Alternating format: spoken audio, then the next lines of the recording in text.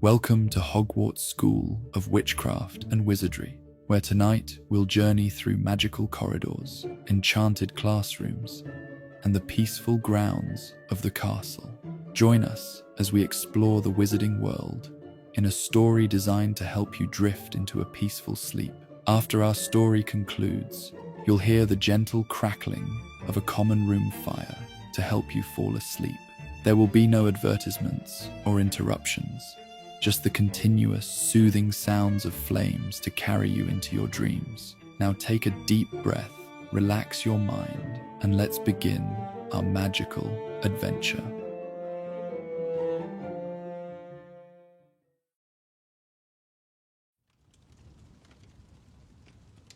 The last embers of the common room fire cast long shadows across the ancient stone floor as Eliza Willowbrook curled deeper into her favorite armchair. The soft leather seemed to envelop her like a warm embrace, yet sleep remained frustratingly elusive. Outside, a gentle rain pattered against the windows, creating a soothing rhythm that should have lulled her to dreamland hours ago. Instead, she found herself staring at the golden-framed portraits on the wall, their occupants dozing peacefully while she remained wide awake. Her fellow Hufflepuffs had long since retired to their dormitories, leaving her alone with the gentle crackling of dying flames and the weight of tomorrow's potions exam pressing against her thoughts.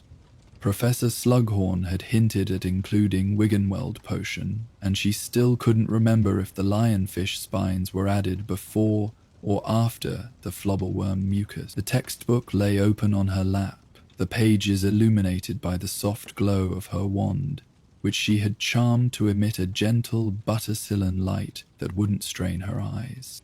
With a resigned sigh, Eliza closed her textbook. The words had begun to blur together, and she knew that forcing herself to continue would only lead to frustration and forgotten information.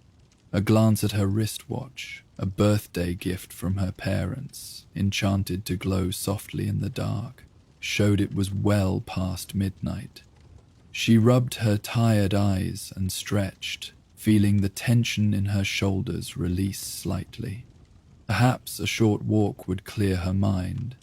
The castle was different at night, peaceful in a way it never could be during the bustling daylight hours. The ancient stones seemed to breathe differently after dark, as if finally able to whisper their centuries-old secrets once the noise of students and professors had faded away. While technically against school rules, she knew the prefect's patrol routes well enough to avoid them. After all, 4 years at Hogwarts taught you more than just spell work. The corridor outside the Hufflepuff common room was dimly lit by enchanted torches that burned without flickering, casting a warm golden glow over the smooth stone walls. Eliza's slippered feet made hardly a sound as she ventured forth, one tucked safely in the pocket of her dressing gown. The silence was comforting, broken only by the occasional murmur of a sleeping portrait, or the distant hooting of owls returning from their nightly hunt. She had just rounded the corner toward the kitchens when she heard it, a soft, melodic humming that seemed to vibrate through the very stones beneath her feet. It wasn't a song exactly, more like a continuous, gentle purr that rose and fell in a soothing rhythm. Curious, she followed the sound, her fatigue momentarily forgotten. The humming grew slightly louder as she approached a rarely used corridor that connected the kitchens to the east wing. Peering around the corner, Eliza's eyes widened in surprise. There, moving in an orderly formation along the floor, was a procession of small, spherical creatures. Each one was covered in soft, custard-colored fur and couldn't have been larger than a small melon. "Puffskins," Eliza whispered to herself, a smile spreading across her face. She had seen them before, of course. Professor Kettleburn had brought a pair to care of magical creatures last term, and her roommate Penny kept one as a pet, but she had never seen so many together. At least a dozen of the fluffy creatures were rolling and bouncing in a slow, deliberate line. Most curiously, each puffskin seemed to be glowing with a soft, pearlescent light that pulsed gently in time with their collective humming. Without thinking, Eliza slipped off her slippers. The stone floor was cold against her bare feet, but she knew from experience that puffskins were sensitive to the sound of footfalls. Moving as quietly as possible, she followed the procession, maintaining a respectful distance. The humming vibrated pleasantly in her chest, like the purr of a contented cat, and she found her eyelids growing heavy despite her curiosity. The puffskins moved with surprising purpose, turning corners and occasionally pausing as if checking that they were all still together. One particularly small specimen at the back of the group, its fur more cream than custard, seemed to be struggling to keep up, occasionally rolling in wobbly circles before correcting its course. Eliza felt an overwhelming urge to scoop it up and help it along, but she resisted. This was clearly some kind of natural behavior, and she didn't want to interfere. As they passed a row of particularly talkative portraits, an elderly wizard in an elaborate rough collar awoke with a start.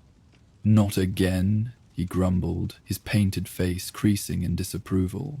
"Every fortnight like clockwork. Have some consideration for those of us trying to sleep, you inconsiderate puffballs." The puffskins paid him no mind, continuing their gentle humming as they rolled past. The portrait harumphed and adjusted his nightcap, his eyes falling on Eliza. "And I suppose you're following them too? Third student this month. What is it with you young people and these ridiculous creatures?" "Where are they going?" Eliza whispered, not wanting her voice to disturb the puffskins. The portrait sniffed. "How should I know? I'm fixed to this wall, aren't I? All I know is they come traipsing through here, humming that infernal tune, and then disappear somewhere upstairs. Been happening for centuries, or so Violet tells me." He nodded toward a portrait further down the hall, where a plump witch appeared to be sleeping soundly, untroubled by the puffskin parade. With a final huff, the wizard settled back into his frame and closed his eyes, pointedly ignoring both Eliza and the procession of magical creatures. Intrigued, Eliza continued to follow the puffskins as they made their way through the castle. They led her up a winding staircase she had never noticed before, narrow and tucked behind a tapestry depicting the founding of Hogwarts. The steps spiraled upward, illuminated only by the gentle glow of the creatures ahead. The humming echoed softly in the enclosed space, its rhythm now perfectly synchronized with Eliza's breathing. At the top of the staircase, the puffskins rolled through a small archway into what appeared to be an abandoned classroom. Dust motes danced in the air, visible in the combined glow of the creatures and the moonlight streaming through high, arched windows. Old desks were stacked against one wall, and faded tapestries hung limply from ancient iron rods. It might once have been a divination classroom, Eliza thought, noting the star charts still visible on the ceiling, despite years of neglect. The puffskins gathered in the center of the room, their formation dissolving as they began to roll in loose circles around each other. Their humming changed slightly, becoming more varied, like a conversation instead of a single chant. The little cream-colored one that had struggled to keep up now bounced excitedly, its glow pulsing brighter than the others. Eliza settled herself in the shadows by the doorway, drawing her knees up to her chest and wrapping her dressing gown more tightly around herself. The stone floor was cold, but she hardly noticed, mesmerized by the gentle movements of the puffskins. Their soft humming seemed to fill the room, vibrating through the ancient stones and into her very bones. It was like a lullaby without words, soothing and somehow familiar. She wasn't sure how long she sat there watching. Time seemed to stretch and compress in strange ways. when she heard a soft footfall behind her. Turning quickly, she found herself face to face with a boy in Ravenclaw blue pajamas, his dark hair tousled from sleep, and his expression sheepish. "Oh," he whispered, clearly as surprised to see her as she was to see him. "Sorry, I didn't realize anyone else would be here." Ha! Eliza recognized him vaguely, a quiet boy from her year who always had his nose in a book. Samuel, that was it. Samuel Chen. "It's all right," she whispered back, gesturing for him to join her. "You've seen them before." Samuel nodded, settling beside her with his back against the wall. "Can't sleep most nights," he confessed. "I found them by accident about a month ago when I was wandering around. Now I try to catch them whenever they appear. It helps, somehow." Eliza understood immediately.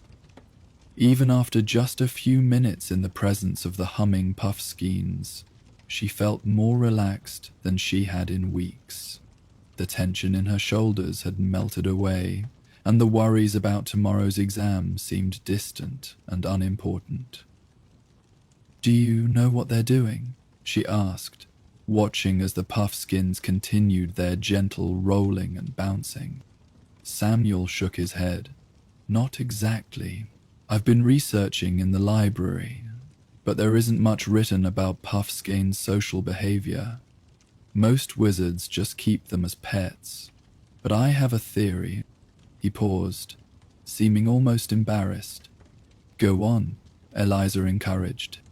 "Well, I think they might be dreaming together, or something like it. Puffskins are empathic, you know. They can sense emotions. There's an old theory that they can also influence emotions through their humming. It's why they make such good pets for children. They naturally soothe anxiety." Eliza considered this, watching the gentle creatures with renewed interest. "So they're what? Sharing dreams, or creating them?" "Maybe both," Samuel suggested. "I've noticed that if I sit here long enough, I start to have the most vivid, peaceful dreams afterward. And sometimes, while I'm watching them, I see things. Like daydreams, but more real." As if in response to their quiet conversation, the puffskin's humming shifted slightly, becoming deeper and more resonant. The glow emanating from their fur intensified, bathing the room in a soft golden light. The little cream-colored one bounced over to where Eliza and Samuel sat, rolling gently against Eliza's bare foot before returning to the group. "I think they know we're here," Eliza whispered, a smile spreading across her face. "Daisies, daisies," Samuel replied. "They don't mind observers as long as we're quiet and respectful." Together, they watched in companionable silence as the puffskins continued their mysterious ritual. The humming had a hypnotic quality to it, and Eliza found her eyelids growing heavier by the minute. She tried to fight it at first, not wanting to miss anything, but eventually surrendered to the peaceful drowsiness that enveloped her. Her head drooped, coming to rest lightly against Samuel's shoulder. In the space between wakefulness and sleep, she thought she saw the moonlight in the room shift and change, taking on colors and shapes that shouldn't have been possible. The dust motes in the air began to swirl in patterns, forming constellations and creatures and landscapes that dissolved back into randomness before she could fully comprehend them. And then, just as sleep was about to claim her completely, she saw something extraordinary. Rising from the center of the puffskin circle, like heat shimmer above summer pavement, was a translucent figure. It was shaped vaguely like a person, but composed entirely of softly glowing mist. It moved with a fluid grace, extending misty arms toward the ceiling as if conducting an invisible orchestra. The puffskin's humming reached a crescendo, and the figure began to dance, twirling and swooping above the creatures in perfect harmony with their song. Eliza wanted to nudge Samuel, to ask if he could see it too, but her limbs felt too heavy to move. Instead, she watched through half-lidded eyes as more figures appeared, rising from between and around the puffskins. They danced together in complex patterns, their misty forms sometimes passing through each other, sometimes separating to perform elaborate solo movements. It was beautiful and strange, and somehow deeply comforting. Eliza felt as though she was witnessing something ancient and profound, a ritual that had been performed in this very room for centuries, long before she was born and continuing long after she would be gone. There was reassurance in that continuity, a sense that some magic existed beyond the spells and potions taught in classrooms. As she finally surrendered to sleep, her last conscious thought was that she would never look at a puffskin the same way again. When Eliza awoke, pale morning light was streaming through the high windows, catching dust motes that danced in lazy spirals. For a moment, she was disoriented, unsure how she had ended up sleeping on the hard stone floor of an abandoned classroom. Then the memories of the previous night came flooding back. The puffskins, their humming, the strange, misty dances. She sat up quickly, looking around the room. The morning sunlight streamed through the high windows at a different angle now, illuminating corners that had been hidden in shadow the night before. Ancient desks, their surfaces etched with generations of student graffiti, stood silently against one wall. The air was still and quiet, with only the faint sound of birdsong filtering in from outside. The puffskins were gone, of course. So was Samuel. Had she dreamed the whole thing? But no, she couldn't have dreamed her way to this unfamiliar classroom. The dust on the floor still showed the circular pattern where the puffskins had performed their mysterious dance, and she could still feel the lingering vibration of their humming in her bones. A soft weight on her lap caught her attention. Looking down, she found a small handkerchief carefully folded into a makeshift blanket over her knees. It was made of fine blue silk, the kind favored by Ravenclaw students for its resemblance to their house color. Embroidered in one corner were the initials S.C. in elegant silver thread. Beneath it was a scrap of parchment with hastily scrawled handwriting. Had to go before curfew ended. They always leave before dawn. Same time in 2 weeks. Waxing moon. Sweet dreams, Samuel. P.S. The dancing figures were clearer than ever last night. I think they're trying to show us something. I'll check the library for any mentions of puffskin dream magic. Eliza smiled, carefully folding the handkerchief and tucking it into her pocket, along with the note.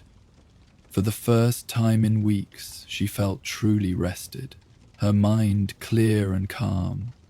The potions exam that had seemed so daunting last night now felt manageable. After all, it was just lionfish spines and flobberworm mucus, nothing compared to the mystery of dancing mists and humming puffskins. Rising to her feet, she brushed the dust from her dressing gown and made her way back down the winding staircase. The castle was beginning to stir around her, the earliest risers heading to breakfast, portraits yawning and greeting each other good morning. As she passed the grumpy wizard in the rough collar, he gave her a knowing look, but said nothing. Back in her dormitory, her roommates were just beginning to wake, stretching and grumbling about the early hour. Penny's pet puffskin was curled at the foot of her bed, its soft fur rising and falling with peaceful breaths. Eliza paused beside it, wondering if this ordinary pet had secret nighttime adventures. Did it join the parade when its owner was asleep? did it help create those strange dancing figures of myth. The puffskin opened one eye, regarding her with what seemed like unusual intelligence. Then it gave a small, contented hum, barely audible, but with the same resonant quality she had heard last night. Eliza smiled and gently stroked its soft fur. "Sweet dreams," she whispered. In the weeks that followed, Eliza became a regular observer of what she and Samuel called the Sleepy Puffskin Parade. Every fortnight, on the night of the waxing moon, they would meet in the corridor near the kitchens and follow the procession of humming creatures to their abandoned classroom. Sometimes they whispered together in the shadows, sharing theories about the mysterious ritual. Other times they sat in companionable silence, simply absorbing the peaceful atmosphere created by the puffskins' humming. Samuel brought books from the library, rare volumes on magical creature behavior that required special permission from Professor Kettleburn to access. They pored over ancient texts together, their heads bent close over faded illustrations and cramped handwriting. Most offered little insight, dismissing puffskins as simple pets with minimal magical significance. But occasionally, they would find tantalizing hints that suggested there was more to these creatures than most wizards realized. "Listen to this," Samuel whispered one night as they waited for the puffskins to appear. He held up a tattered journal bound in faded green leather. "It's from the private notes of Newt Scamander. Professor Kettleburn let me borrow it. He writes, observed unusual gathering behavior in Welsh puffskin population during waxing moon phase. Collective humming produced visible atmospheric disturbance. Requires further study." "That must be what we're seeing," Eliza exclaimed, perhaps a bit too loudly. She lowered her voice. "The visible atmospheric disturbance must be the misty figures." Samuel nodded excitedly. "There's more. He mentions that ancient wizarding villages in Wales would sometimes keep groups of puffskins specifically for their dream-soothing properties. Apparently, if they were allowed to gather and hum during the waxing moon, villagers reported better sleep and fewer nightmares for days afterward. "So it's like a collective dream catcher," Eliza mused, remembering the peaceful sleep she always enjoyed after watching the puffskinning ritual. "They absorb the bad dreams and transform them into something beautiful." Samuel had been right about the dreams. On the nights she watched the puffskins, Eliza had the most extraordinary dreams. Vivid landscapes of impossible beauty, conversations with people she had never met but somehow knew deeply, adventures that left her feeling exhilarated rather than tired. She began keeping a dream journal, filling page after page with detailed descriptions and sketches. Samuel did the same, and they would sometimes compare notes, discovering strange overlaps and connections between their dreamscapes. They weren't the only ones who had discovered the puffskin parade. Occasionally they would find other students already waiting in the abandoned classroom, mostly insomniacs or those struggling with anxiety about exams or homesickness. There seemed to be an unspoken agreement among them all to preserve the secret. No one wanted teachers or prefects interrupting the peaceful ritual, or worse, removing the puffskins for study. Once, they encountered nearly headless Nick floating thoughtfully in a corner of the room. The Gryffindor ghost nodded politely to them, but didn't speak, seemingly as entranced by the humming creatures as they were. When Eliza later worked up the courage to ask him about it, he simply smiled wistfully and said, "Some Hogwarts traditions are best experienced, rather than explained, my dear. I've been watching them dance for centuries, and I still discover something new each time." As for the grumpy portrait, who they learned was called Sir Edmund Blackwood, a once renowned magical historian with a particular interest in protective enchantments, his complaints gradually lessened as the months passed. By the end of the school year, Eliza suspected his grumbling was mostly for show. More than once, she caught him watching the procession with a softness in his painted eyes, that belied his harsh words. The little cream-colored puffskin, whom Eliza had privately named Buttercup, seemed to recognize her and Samuel, often breaking formation to bounce around their feet before rejoining the group. Sometimes it would stay with them after the others had departed, curling up between them and humming softly as they dozed off in the peaceful aftermath of the ritual. On the last night of term, as the Puffskins gathered for their mysterious dance, Eliza felt a pang of sadness. For 2 months during summer break, she would miss the fortnightly ritual that had become such an important part of her life at Hogwarts. "Do you think they'll still come when there are no students here?" she whispered to Samuel as they watched the familiar glow begin to pulse from the creature's fur. "I am sure they will," he replied. "They were doing this long before we discovered them. Sir Edmund said centuries, remember? Makes you wonder how many generations of students have sat right where we're sitting, watching the same dance." "An Elime Frey," Eliza nodded, finding comfort in the thought. The Puffskins and their mysterious ritual were part of the enduring magic of Hogwarts, a gentle, hidden current running beneath the more obvious enchantments of the castle. Next year, new first years would discover them, perhaps guided by insomnia or curiosity, or the simple need for comfort in a strange new place. As the familiar misty figures began to rise from the circle of humming Puffskins, Eliza leaned her head against Samuel's shoulder and allowed herself to drift. In the morning, there would be trunks to pack and goodbyes to say, but for now, there was only the gentle humming and the dance of dreams. She had almost fallen asleep when a soft nudge brought her back to semi-consciousness. Buttercup was nudging her hand, its cream-colored fur glowing more brightly than she had ever seen. As she watched through heavy-lidded eyes, the small Puffskin rolled onto her lap and began to hum a melody slightly different from the others. A special goodbye just for her. Eliza smiled sleepily and stroked the soft fur, already looking forward to September, when she would once again follow the sleepy Puffskin parade through the quiet corridors of Hogwarts, discovering where they went and why.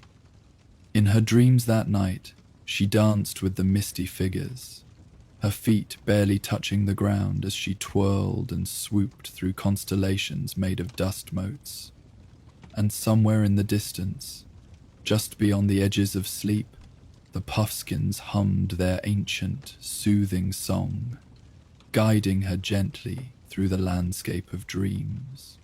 When September arrived and Eliza returned to Hogwarts for her 5th year, the castle welcomed her back with its familiar warmth and magic. As she unpacked her trunk in the Hufflepuff dormitory, her fingers brushed against something soft wrapped carefully in tissue paper. It was a small embroidery hoop containing a delicate needlework of a cream-colored puffskin, its fur rendered in tiny, perfect stitches that somehow captured the gentle glow she remembered so well. A small note was pinned to the back. "For when you miss the parade, 2 nights from now, waxing moon. Essay." Eliza smiled, placing the embroidery on her bedside table, where the candlelight made the stitches shimmer almost like the real Buttercup. That night, despite the excitement of the new term and the comfort of her 4-poster bed, she found herself restless, counting the hours until she could once again follow the sleepy Puffskin parade through the quiet corridors of Hogwarts. When the appointed night arrived, she slipped out of the common room just before midnight, her heart beating with anticipation. The corridors were exactly as she remembered, dimly lit by enchanted torches, silent except for the occasional murmur of a sleeping portrait. She made her way to the familiar corridor near the kitchens, where Samuel was already waiting, his Ravenclaw pajamas replaced by a comfortable blue sweater and loose trousers. "I was worried you might have forgotten," he said, his smile revealing that he hadn't truly believed that possible. "How could I?" Eliza replied, returning his smile. I dreamed about them all summer. They didn't have to wait long. The familiar humming began just as the clock in a nearby classroom struck 12, vibrating gently through the stone floor, and then they appeared, a dozen or so puffskins, rolling and bouncing in their orderly procession, each one glowing with that same pearlescent light that had enchanted Eliza the previous year. And yes, there was Buttercup, still smaller than the others, still a shade lighter in color. The cream-colored puffskin seemed to spot them immediately, bouncing excitedly before returning to its place in the line. "I think it remembers us," Samuel whispered, his voice full of wonder. As they followed the parade up the winding staircase to the abandoned classroom, Eliza felt as though she had never left. Everything was exactly as it had been. The dust motes dancing in the air, the faded star charts on the ceiling, the comforting shadows in the corners where they would sit and watch. But there was something different too. As the puffskins gathered in the center of the room and began their gentle rolling and circling, Eliza noticed that their glow seemed brighter somehow, their humming more complex. And when the misty figures began to rise from their circle, they were more defined than she remembered, their shapes more clearly humanoid, their movements more deliberate. "Do you see that?" she whispered to Samuel, who was watching with wide-eyed fascination. "They're clearer than before." "I've been researching over the summer," he replied, not taking his eyes off the dance. I think they might be memories." "Memories?" "Not exactly like the ones in a pensieve, but similar. Puffskins are empathic, like I told you before. They absorb emotions from the wizards around them. I think when they gather like this, they're releasing those emotions, giving them form."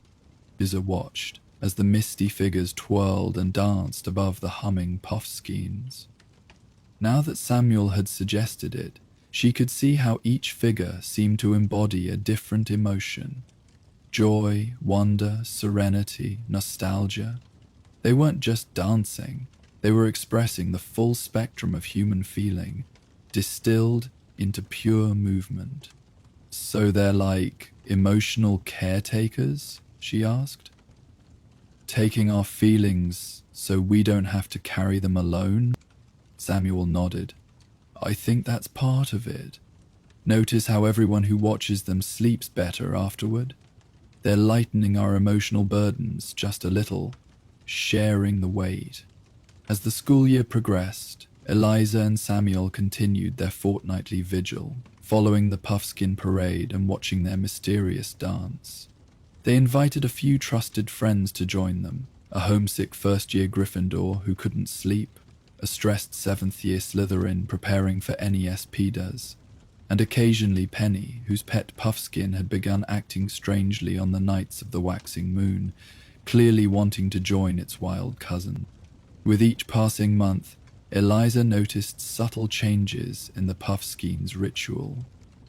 Sometimes their humming would take on new tones, sometimes the misty figures would form different patterns.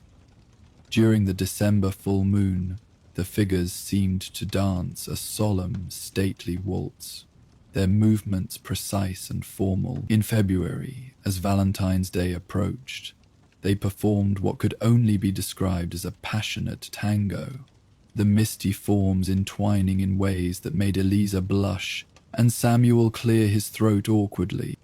"They're reflecting the emotional climate of the castle," he theorized as they made their way back to their dormitories after one particularly beautiful display.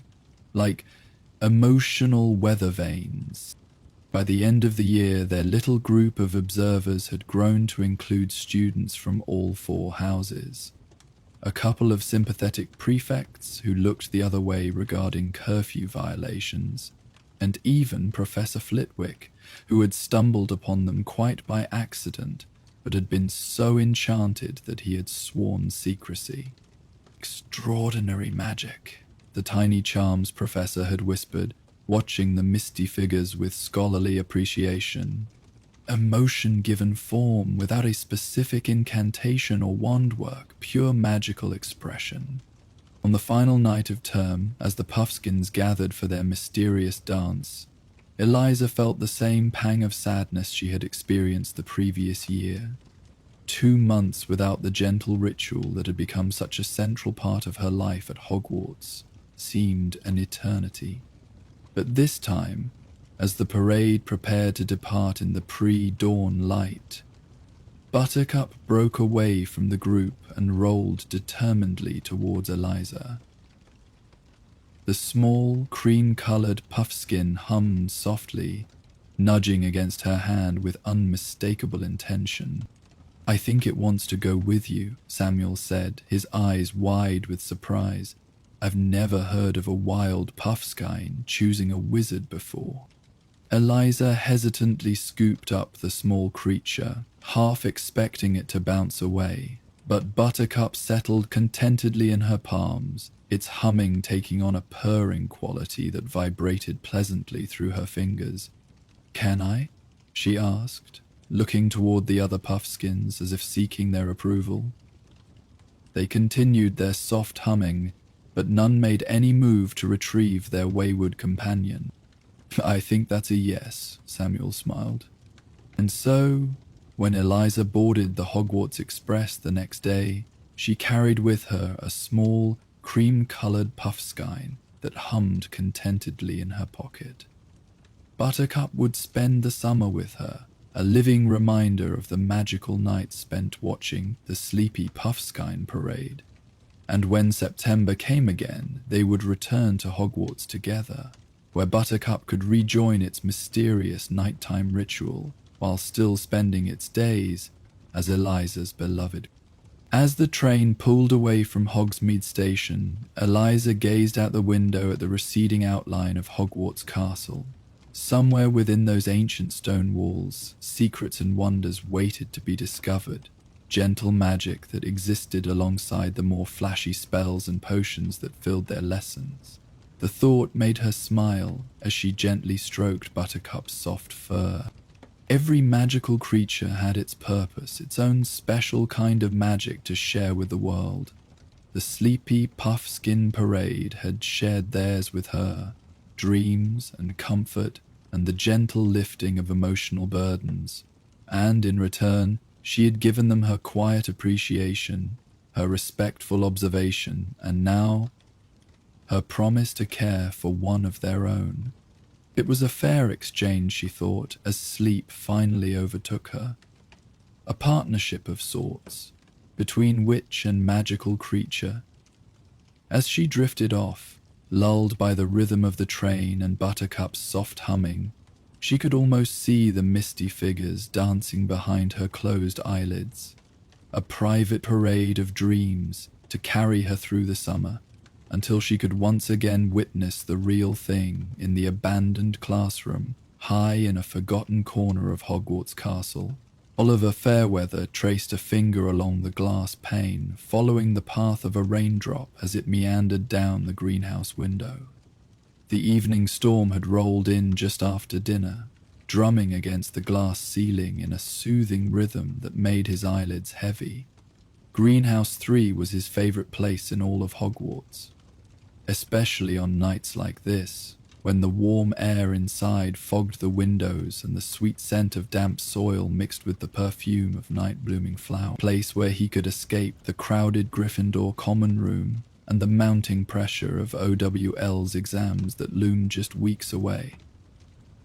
Professor Sprout had given him permission to use the greenhouse for extra study sessions, recognizing his natural talent for herbology.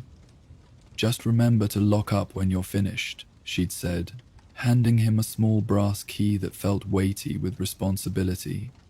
"And don't disturb the venomous tentacula. It's been rather tetchy since its repotting." Tonight, however, Oliver hadn't opened a single textbook. Instead, he found himself wandering the aisles between the wooden tables, running his fingers over the waxy leaves of potted plants and inhaling the earthy scents that changed subtly with each step. The greenhouse felt different after dark, more alive somehow, as if the plants were having conversations just beyond the range of human hearing. He paused by Professor Sprout's workbench, littered with gardening tools, packets of seeds, and small jars of plant food and fertilizer. Among them sat a large glass jar with a hinged lid, roughly the size of a small cauldron. Unlike the other containers, this one seemed to glow with a soft, pulsing light, a gentle rainbow of colors that shifted from green to blue to soft purple and back again. Oliver knew exactly what it contained. Professor Sprout had shown it to their class just that morning, a colony of bioluminescent bowtruckles she had been cultivating for a special research project with Professor Kettleburn. Inside the jar was a miniature forest, twigs and branches arranged like tiny trees upon which perched the stick-like creatures, each no larger than Oliver's index finger.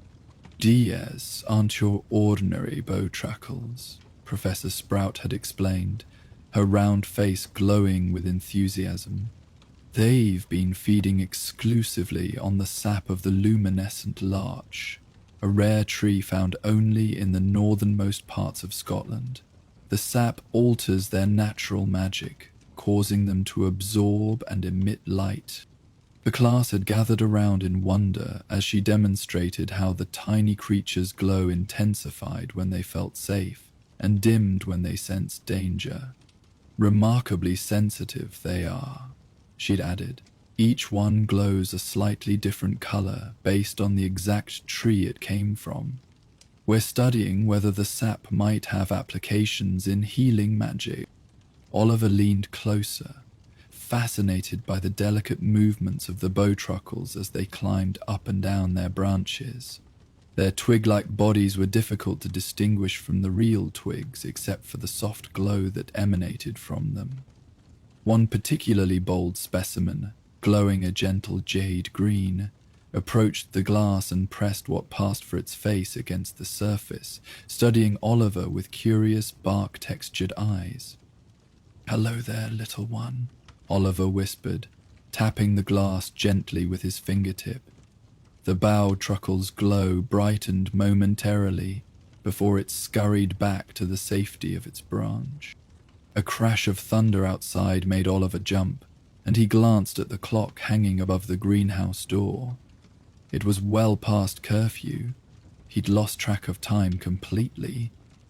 Hastily gathering his unused textbooks, he stuffed them into his bag and took one last look around to ensure everything was in order. The rain was coming down harder now, and Oliver knew he'd likely get soaked running back to the castle. With a sigh, he headed for the door, fumbling in his pocket for the brass key Professor Sprout had entrusted to him. As he turned to take one last look at the greenhouse, a flicker of movement caught his eye. Something small, darting between pots on the far workbench. Probably just a garden gnome, he thought. They sometimes found their way into the greenhouses during storms. Nothing Professor Sprout couldn't handle in the morning. With that reassurance, Oliver locked the greenhouse door behind him and made a dash for the castle, the hood of his cloak pulled up against the pelting rain. By the time he reached the entrance hall, he was thoroughly soaked, his shoes squelching on the stone floor as he hurried toward Gryffindor Tower. It wasn't until the following morning, as he sat bleary-eyed over his porridge, that the first inkling of disaster struck him. What if that movement he'd seen hadn't been a garden gnome? What if... No, he was being paranoid. He'd seen Professor Sprout secure the jar himself before leaving for lunch. Surely she would have checked it again before leaving for the evening. The lid had a special latch anyway, one that required opposable thumbs to open. Still, the thought nagged at him throughout his morning classes. By lunchtime, it had grown from a niggling concern to a gnawing worry. Instead of heading to the Great Hall with his classmates, Oliver found himself hurrying across the grounds toward Greenhouse 3, his heart pounding as he imagined Professor Sprout discovering the empty jar, the rare bowtruckles gone. her prized research ruined. The greenhouse looked exactly as he'd left it the night before. Everything seemed to be in its place. The rows of potted plants, the gardening tools neatly arranged on hooks, the packets of seeds stacked in their cubbies. Relief washed over Oliver as he approached Professor Sprout's workbench, and then he saw it. Or rather, didn't see it. The large glass jar with its miniature forest was gone. Oliver felt as though the floor had dropped out from beneath him. He stood, frozen, staring at the empty space where the jar had been just the night before. This couldn't be happening. Professor Sprout would be devastated. Those bowtruckles were part of a research project that had been going on for months. And worse, what if the missing jar was somehow his fault? Had he accidentally knocked it over when he was leaving? Had he failed to notice a crack in the glass, allowing the bowtruckles to escape? Or had someone else entered the greenhouse after he'd left? He needed to find Professor Sprout immediately. Oliver found her in Greenhouse 5, tending to a row of flutterby bushes that trembled at his approach. The moment she saw his face, her cheerful smile faltered. "Mr. Fairweather, what's wrong? You look as though you've seen a ghost, and not one of our friendly Hogwarts ones either." The words tumbled out in a rush. "Professor, the bowtruckles, the glowing ones in the jar on your workbench, they're gone. The whole jar is missing. I was in the greenhouse last night studying, and everything was fine when I left, I swear it. But now they're gone, and I don't know what happened, and I'm so sorry." "Slow down, dear boy," Professor Sprout said, putting down her pruning shears. Her round face was creased with concern rather than anger, which somehow made Oliver feel worse. "Are you certain the jar isn't there? I moved several things around this morning while gathering ingredients for Professor Snape." "I'm positive, Professor. I checked the entire workbench and all the surrounding shelves. It's simply not there." Professor Sprout's expression grew grave. "This is most concerning. Those bowtruckles are extremely valuable and quite delicate. If they've escaped their habitat..." She didn't need to finish the sentence. Oliver knew that bowtruckles were forest creatures, specifically adapted to living in trees that produced one-quality wood. They were territorial and could be vicious when defending their homes, despite their small size. But these particular bowtruckles had been specially bred in captivity and fed on the rare luminescent larch sap. They wouldn't know how to survive in the wild, especially not in the unfamiliar environment of a greenhouse full of potentially dangerous magical plants.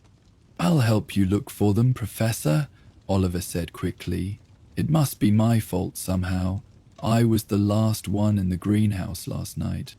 Professor Sprout sighed, but her voice remained kind.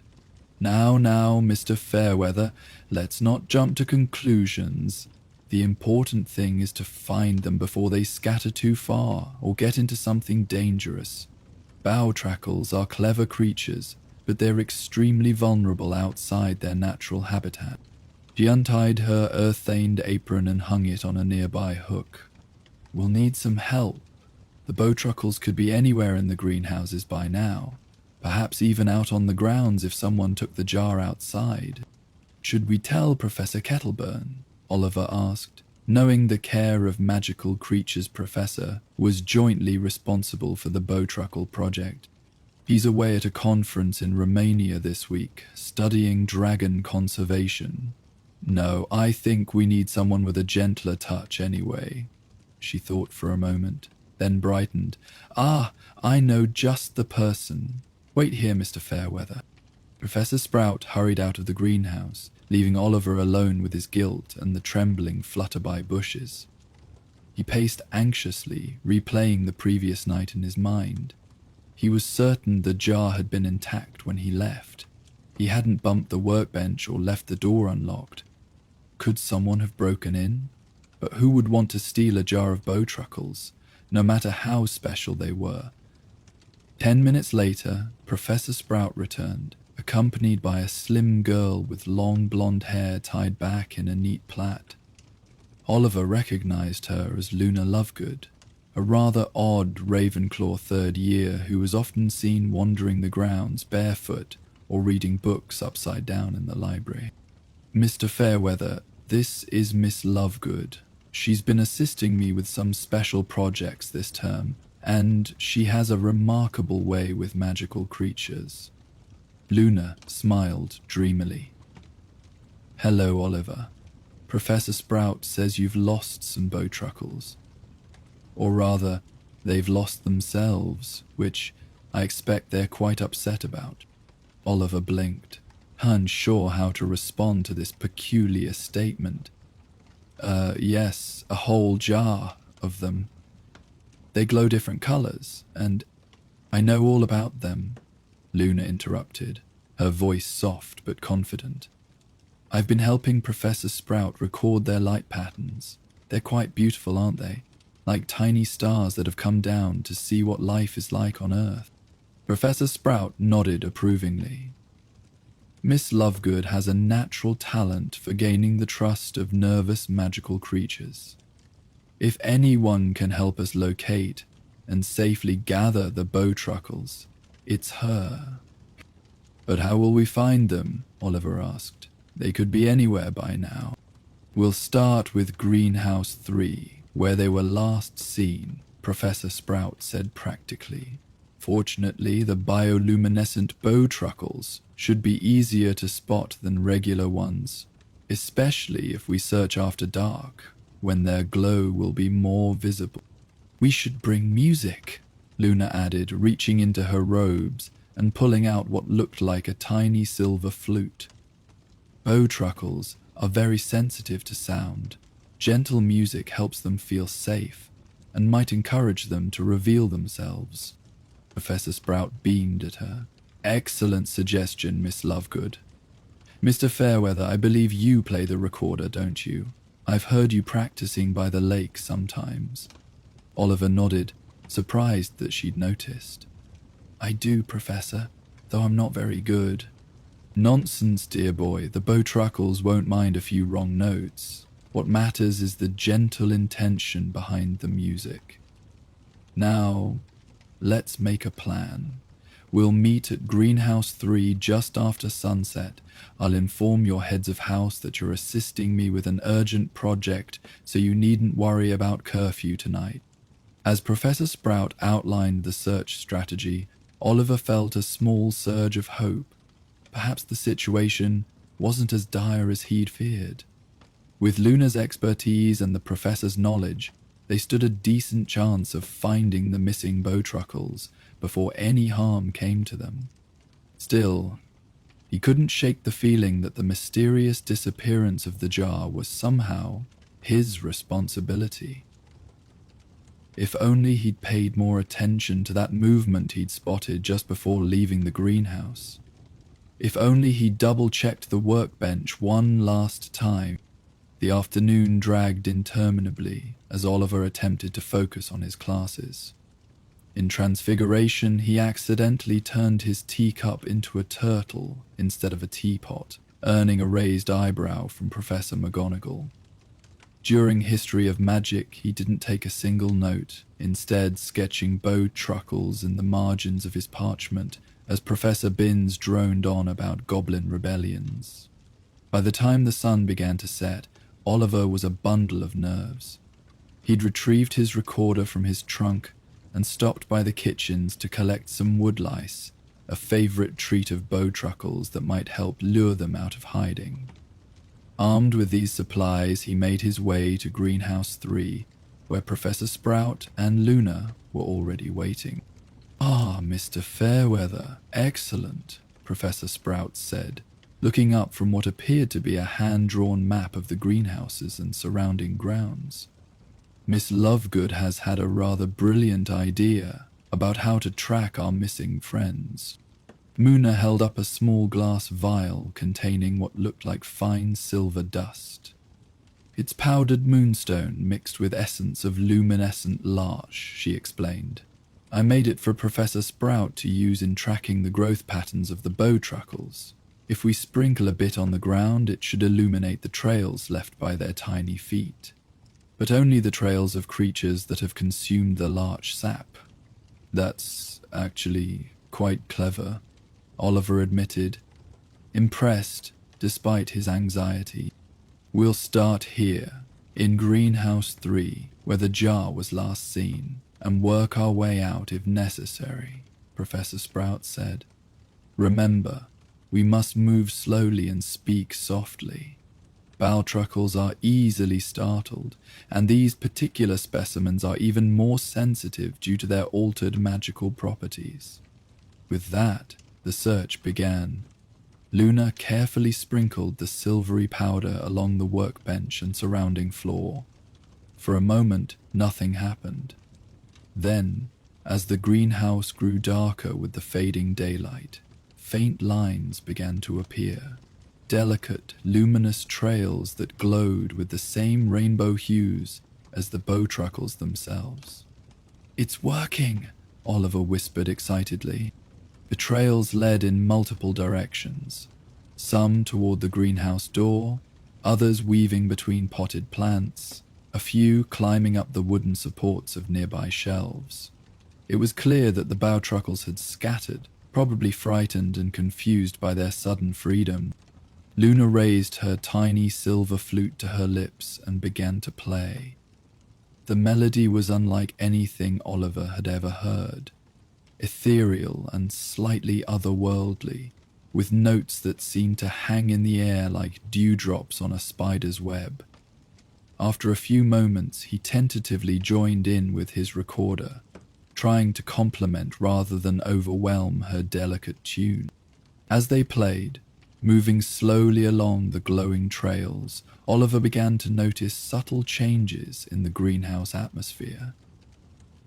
The plants seemed to lean toward the music, their leaves gently swaying, though there was no breeze. The very air felt charged with a soft, benevolent magic that had nothing to do with wands or incantations. Professor Sprout followed closely behind them, carrying a large glass container similar to the missing jar. She had lined it with fresh twigs and branches to create a temporary home for the bowtruckles once they found them. It was Luna who spotted the first one, a tiny figure glowing gentle amber, hiding among the leaves of a potted flutterby bush. She continued playing with one hand while slowly extending the other, palm up, toward the trembling plant. After a moment's hesitation, the bowtruckle crept forward, its twig-like limbs barely distinguishable from the branches, except for the soft glow it emitted. "That's it," Luna whispered between notes. "You're safe now. No one's going to hurt you." To Oliver's amazement, the tiny creature climbed onto Luna's open palm, its glow brightening as it settled there. She carefully transferred it to the container Professor Sprout held open, and the bowtruckle immediately began to explore its new temporary home, apparently satisfied that it was similar enough to its previous habitat. Encouraged by this success, they continued following the glowing trails. Over the next hour, they located 6 more bowtruckles, 2 hiding in a bag of potting soil, 1 clinging to the underside of a shelf, and 3 huddled together in an empty flower pot. "That's 7, Professor Sprout counted, peering into the container where the rescued bowtruckles were now climbing around their miniature forest, their combined glow casting rainbow patterns on the greenhouse walls. "We're still missing 5, including the largest one, the jade green fellow. The trails leading to the door are stronger," Luna observed, examining the silvery lines on the floor. "I think the others might have left the greenhouse completely." Professor Sprout nodded grimly. "I was afraid of that. Well, we'd better continue our search outside. The grounds are vast, but the bowtruckles wouldn't have gone far without their trees. They're likely hiding somewhere close by." As they stepped outside, Oliver was relieved to find that the night was clear and calm, with a waxing moon providing enough light to see by without having to use the more intrusive Lumos spell. Luna sprinkled more of her tracking powder on the ground just outside the greenhouse door, and sure enough, faint glowing trails appeared, splitting off in different directions across the damp grass.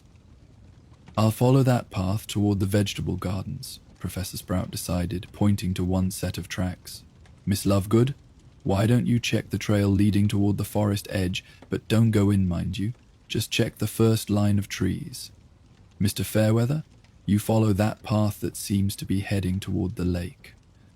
Oliver nodded, trying to ignore the flutter of anxiety in his stomach at the thought of searching alone.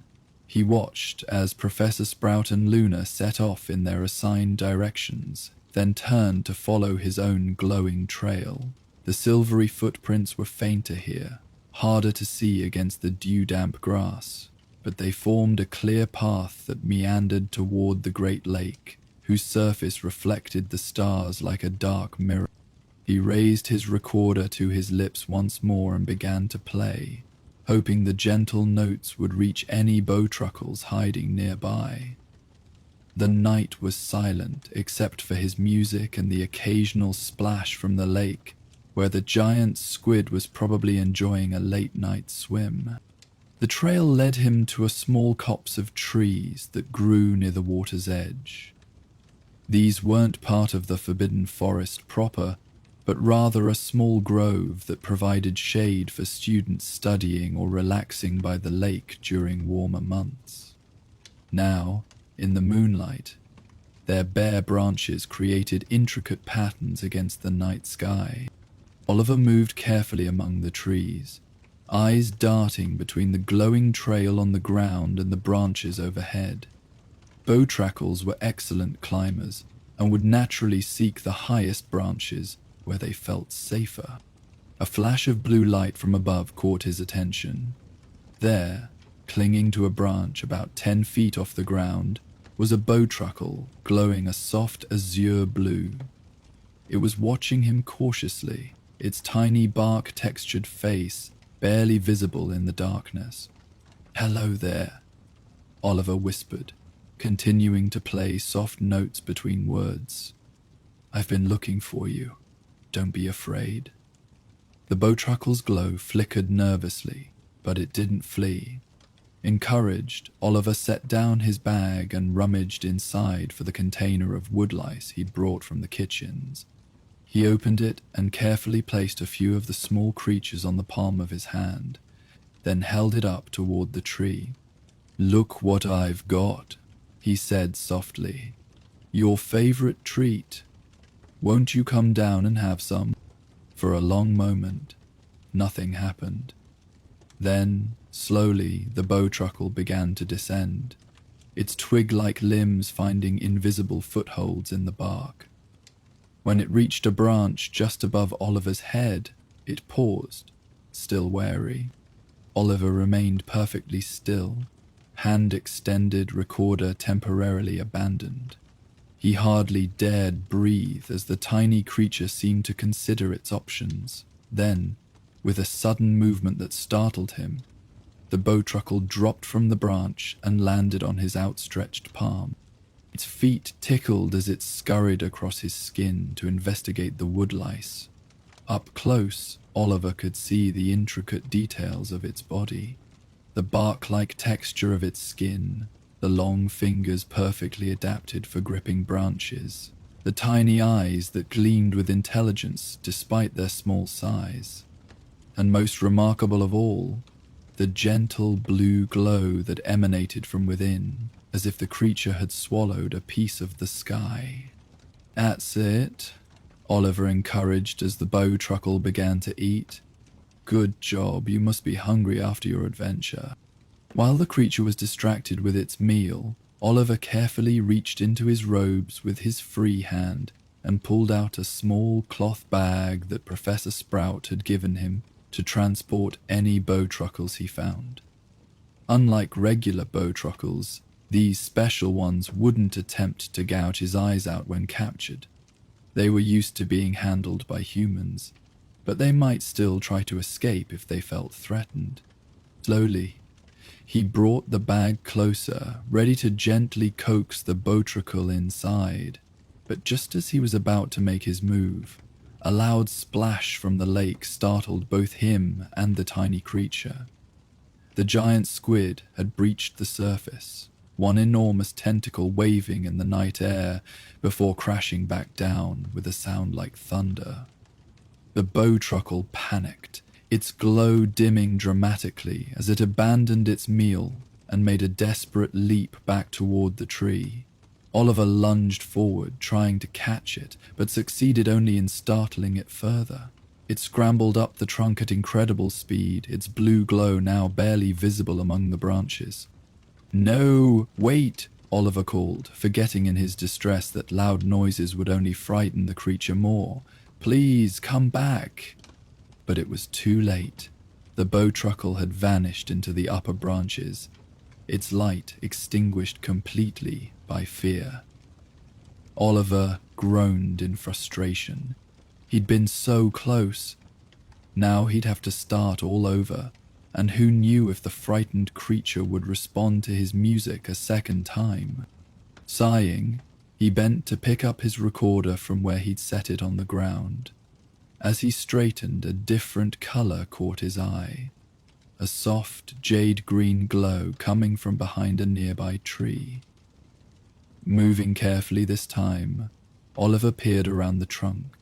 There, nestled in a small hollow where the roots met the ground, was the largest botracle, the jade-green one he'd seen examining him through the glass of the jar the night before. It wasn't alone. Huddled beside it were 3 more botracles, glowing purple, pink, and a soft golden yellow. They had created a kind of nest for themselves among the roots, using bits of fallen leaves and twigs to construct a crude shelter. The jade-green botracle, clearly the leader, stood protectively in front of the others, its tiny arms outstretched as if to shield them. Despite its diminutive size, the stance was unmistakably defensive. These weren't just random botracles that had escaped together. They were a family unit, and the jade-green one was determined to protect the others. Oliver's heart softened at the sight. No wonder they had escaped together and stayed together, even in their fear and confusion. They were looking out for each other, just as he would have done for his friends or family. "I'm not going to hurt you," he said softly, crouching down to appear less threatening. "I want to help. You don't belong out here. It's too dangerous for you." The jade-green botracle didn't budge, its glow flickering warily. Behind it, the others huddled closer together, their combined light creating a small rainbow in the darkness. Oliver thought quickly. Force wouldn't work. He'd only frighten them more, and they might scatter in different directions. He needed to gain their trust, to show them he wasn't a threat. But then he remembered Luna's gentle approach, how the botracle had willingly climbed onto her palm. Taking a deep breath, Oliver raised his recorder once more and began to play. This time, he chose a lullaby his mother had sung to him when he was small, a simple, soothing melody that spoke of safety and home. As the notes drifted through the night air, Oliver noticed a subtle change in the botracle's demeanor. Their glow steadied, growing slightly brighter. The smaller ones peered around their protector, curiosity momentarily overcoming fear. Even the jade-green one lowered its arms slightly, though it remained vigilant. Encouraged, Oliver continued playing while slowly reaching into his bag for more woodlice. With his free hand, he scattered a few on the ground between himself and the botracles, then backed away slightly to give them space. The golden-yellow botracle was the first to venture forward, its hunger apparently stronger than its fear. It darted out, snatched a woodlouse, and retreated to the safety of the nest. The others watched, and when no harm came to their brave companion, the pink and purple ones followed suit, each grabbing a treat before scurrying back. Only the jade-green bowtruckle remained unmoved, its eyes fixed on Oliver with what seemed like calculation, remarkable intelligence for such a tiny creature. Oliver met its gaze steadily, continuing to play his gentle tune. Then, still playing, he reached into his bag once more and pulled out not woodlice this time, but a small twig he'd taken from the luminescent larch itself, which Professor Sprout had given him just in case. The reaction was immediate. All 4 bowtruckles perked up, their glow intensifying at the sight of the twig from their home tree. The jade-green one took a hesitant step forward, then another. Oliver held perfectly still as it approached, climbing cautiously onto his shoe, then his knee, then finally reaching for the precious twig. "That's right," Oliver whispered between notes. "You recognize it, don't you? I can take you back where you belong, where there are more twigs like this one." The jade-green bowtruckle took the twig in its long fingers, examining it closely. Then, to Oliver's amazement, it turned and made a series of gestures to the others, almost like it was communicating with them. The smaller bowtruckles responded by leaving their nest and approaching Oliver, their combined glow creating a small circle of rainbow light in the darkness. Moving very slowly, Oliver set aside his recorder and opened the cloth bag, showing them the empty interior, which he'd lined with a few soft leaves. "See? It's safe. You can all go in together, and I'll take you back to your home." The jade-green bowtruckle seemed to consider this offer. Then, still clutching its precious twig, it climbed into the bag. One by one the others followed until all 4 were safely inside. Oliver carefully closed the top, leaving it slightly open for air, and breathed a sigh of relief. 4 more found, and only one, the blue one, still missing. But he'd have to come back for it later, with Luna's help perhaps. For now, he needed to get these 4 back to Professor Sprout. As he made his way back toward the greenhouses, the weight of the small bag gentle against his side, Oliver felt a curious mixture of emotions. Relief, certainly, that he'd found most of the missing bowtruckles. Pride in how he'd managed to gain their trust. But also a lingering sense of responsibility. He still didn't know how the jar had disappeared in the first place, and one bowtruckle remained out there, alone and afraid. He found Professor Sprout outside Greenhouse 2, her face lighting up at the sight of him. "Mr. Fairweather, any luck?" "4, Professor," he said, carefully opening the bag to show her his precious cargo. The big jade-green one and 3 others. They were hiding by the lake in a nest they made among the roots of a tree. "Oh, well done," Professor Sprout exclaimed, peering into the bag where the 4 bowtruckles glowed contentedly, the jade-green one still clutching its larch twig. "I found one myself, hiding in the pumpkin patch. And look who's just arrived." She gestured behind her, where Luna was approaching with a familiar-looking large glass jar balanced carefully in her arms. Inside, Oliver could see the shimmering glow of multiple bowtruckles, including, to his surprise, the blue one he'd lost by the lake. "Luna found the original jar," Professor Sprout explained. "It seems our missing friends never escaped at all, at least not on their own." Luna smiled serenely. "It was the Nargles, of course. They're terrible thieves. They took the jar to the edge of the forest and left it there. The jar was intact, but the latch had been undone, so several of the bowtruckles escaped before I found it. Fortunately, I was able to coax most of them back inside, including a lovely blue one that seemed quite distressed. Oliver stared at her, torn between relief that the mystery was solved and confusion about these nargles she mentioned. He'd never heard of such creatures in any of his care of magical creatures lessons. Professor Sprout caught his expression and gave a small, knowing smile. Well, whatever the cause, I'm just glad the jar has been recovered and most of our special friends with it. Let's get them settled back in their proper home, shall we? Carefully, they transferred the bowtruckles from Oliver's cloth bag to the large jar, reuniting them with their companions. The jade green one seemed particularly pleased to be back, immediately climbing to the highest twig and assuming what looked like a supervisory position over the others.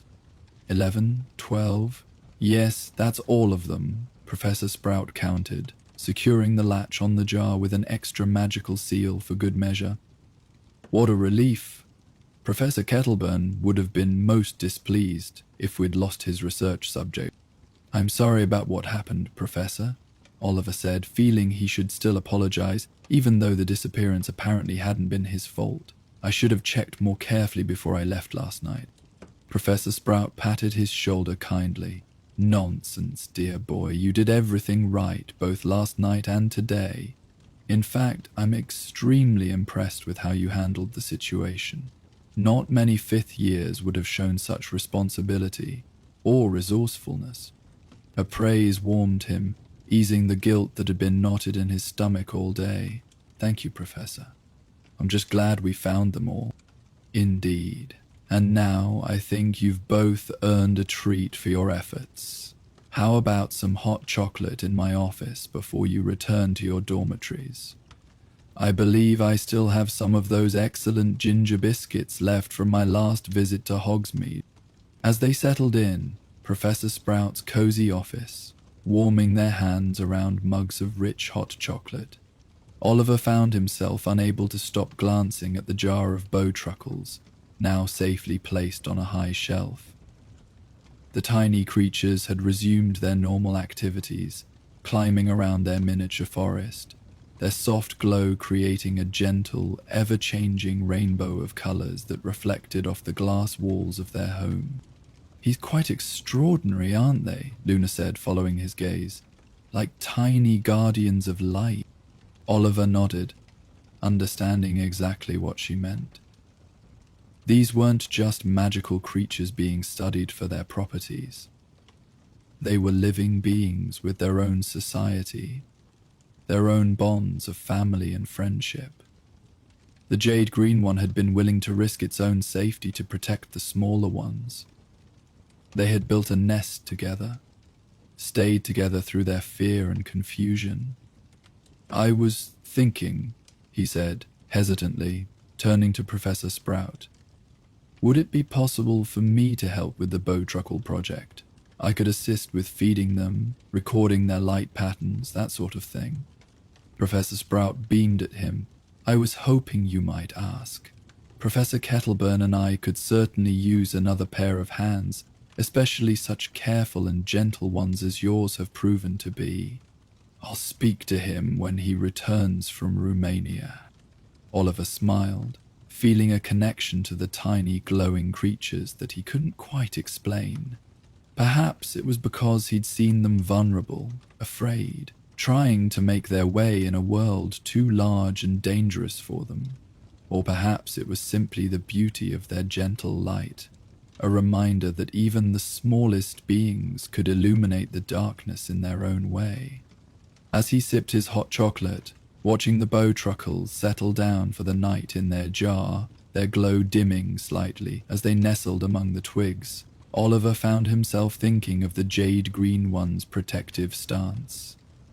Sometimes, the most important things in life were the smallest, tiny kindnesses, gentle words, the soft glow of friendship in a dark and sometimes frightening world.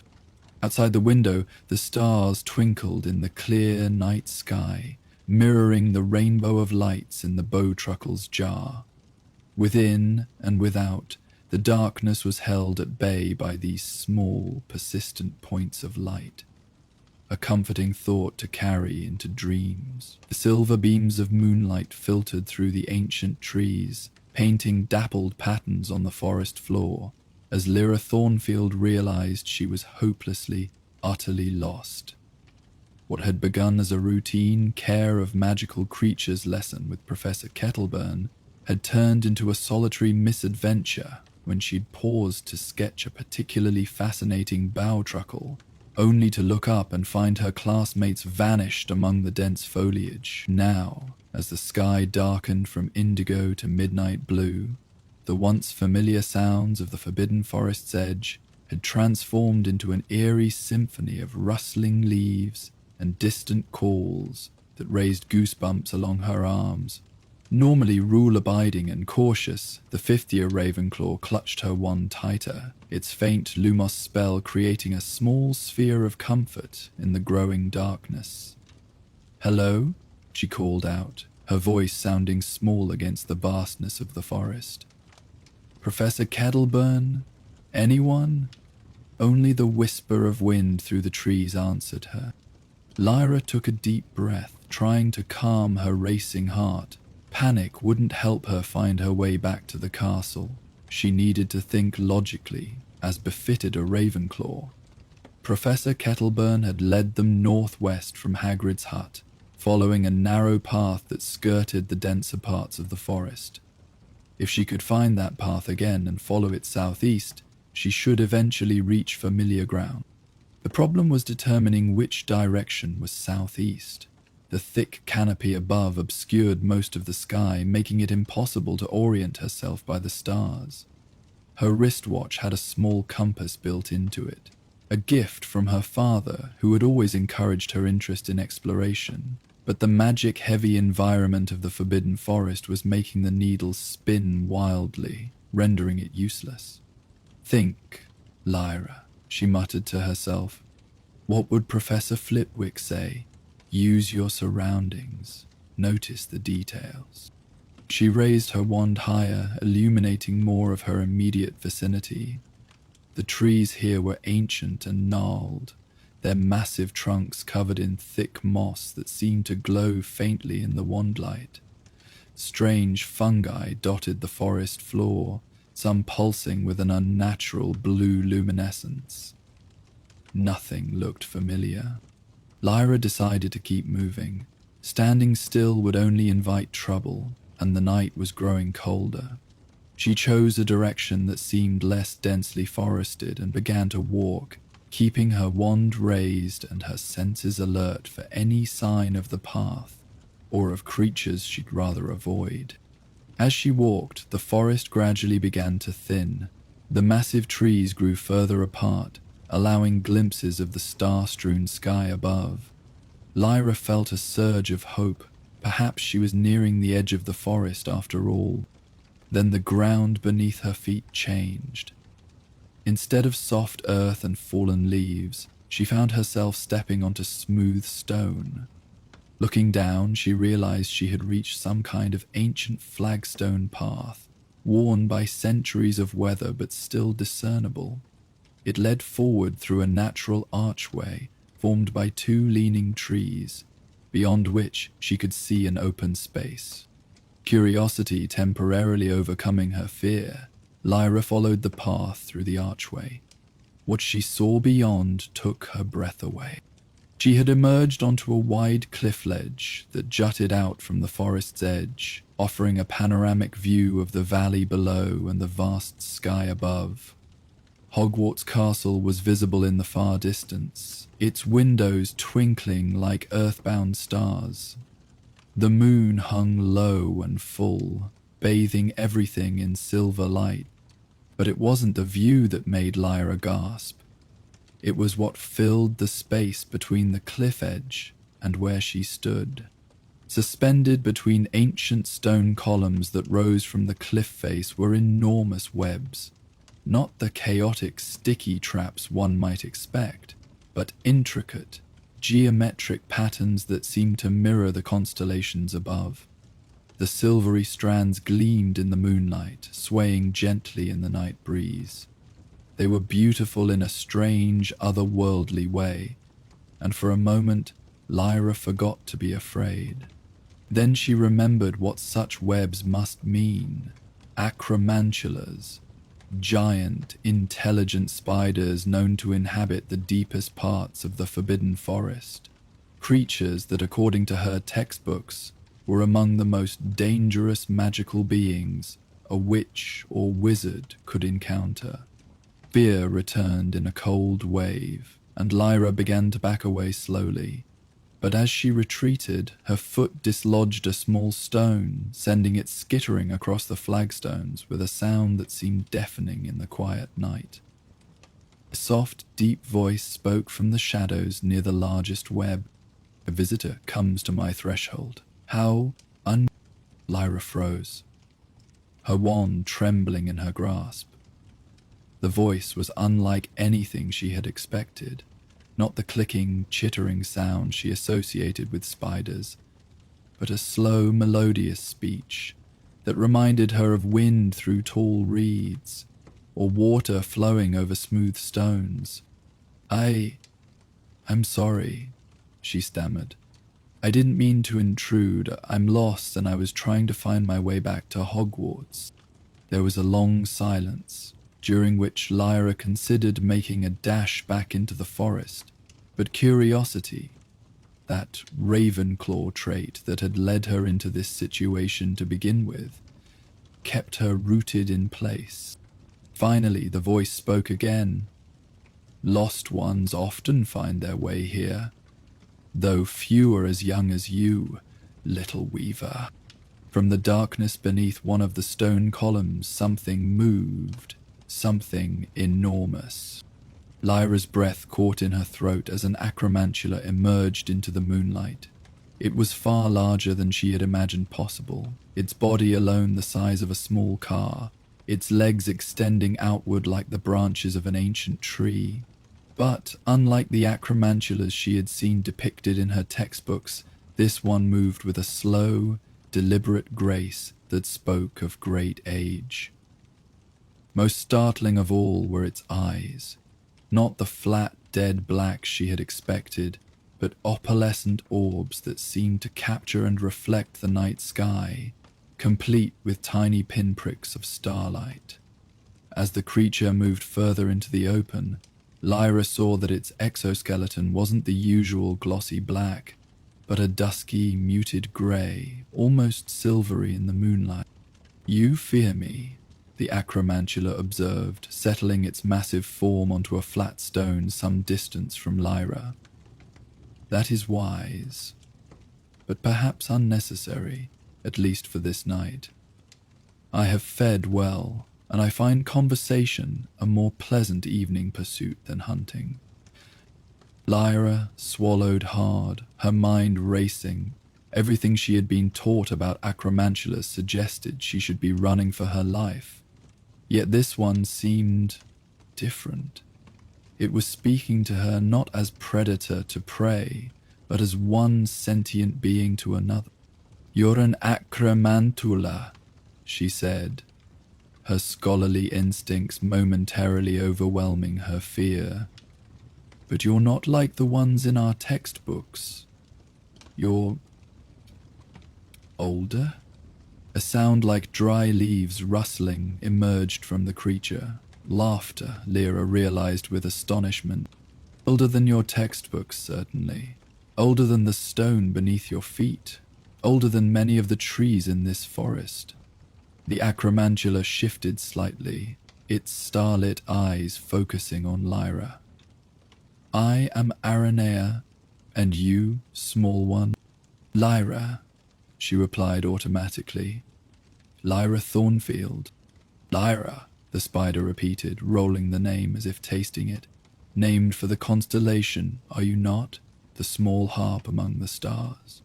Surprised, Lyra nodded. "Yes, that's right. My mother is an astronomer. She studies the stars." "The stars are worthy of study," Aranea said, one massive leg gesturing toward the sky. "They tell stories older even than I am. I weave their patterns into my work." Lyra's fear was gradually being replaced by fascination. She took a tentative step forward, then another, drawn by the scholarly allure of this unexpected encounter. "Your webs," she said. "They're beautiful. I've never seen anything like them." "Few have," Aranea acknowledged. "My kind typically weave for function, not form. But I've found as the centuries pass that there is joy in creation for its own sake. My webs no longer catch prey. They catch starlight, and sometimes the whispers of the wind." Lyra was now close enough to see the intricate details of the nearest web. It was, indeed, a perfect replica of a constellation.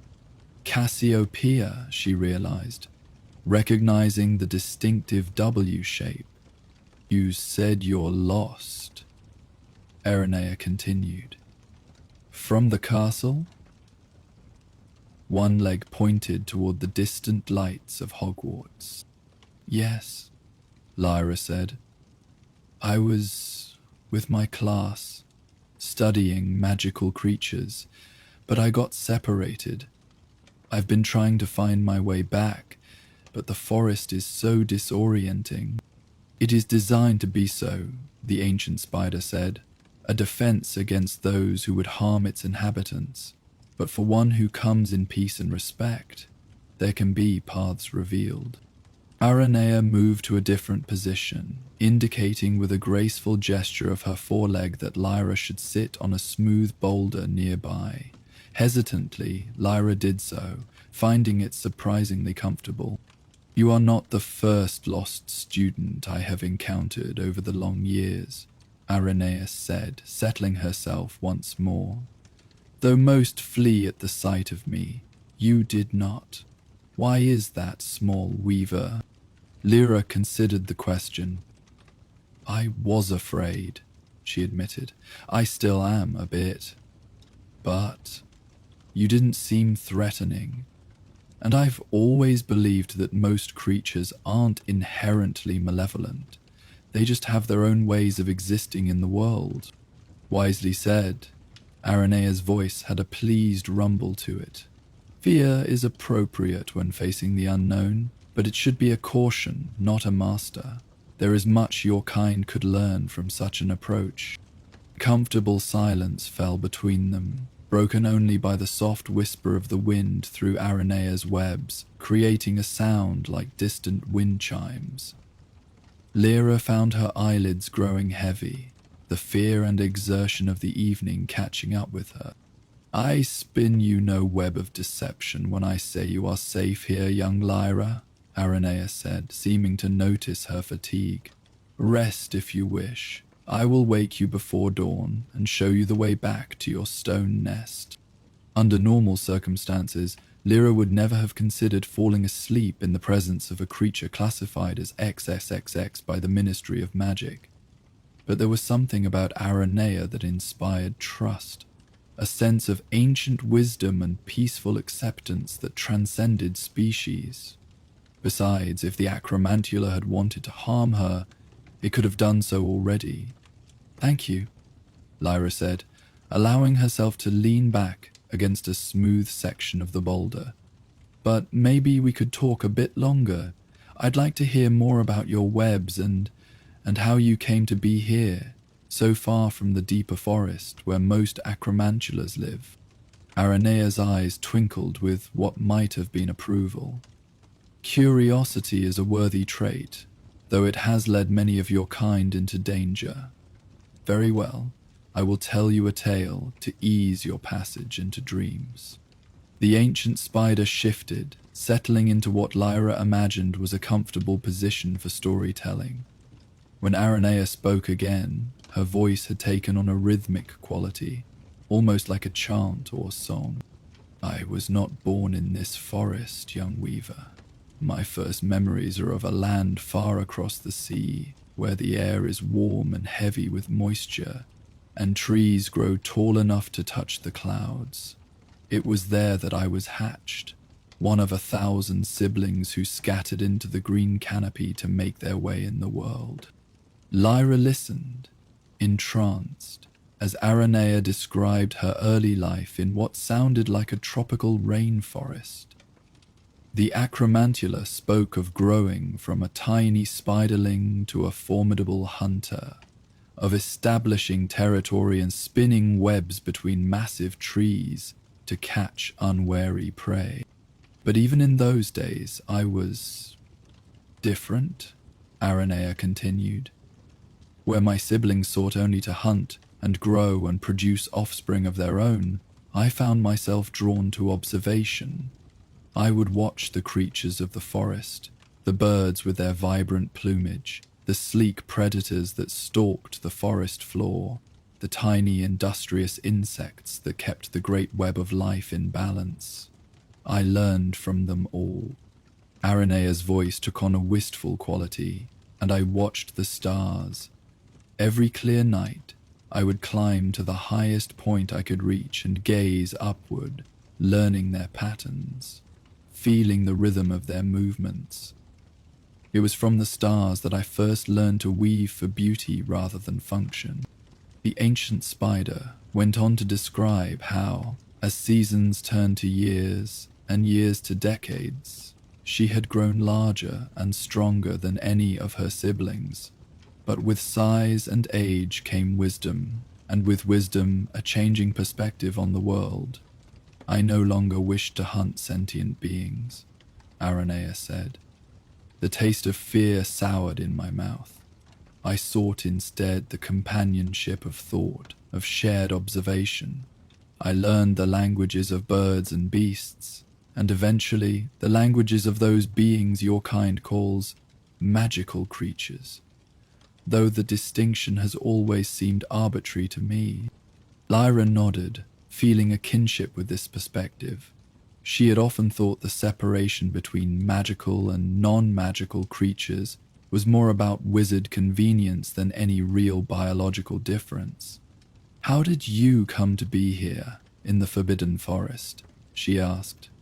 Aranea was silent for a moment, her starlit eyes seeming to look inward at memories from long ago.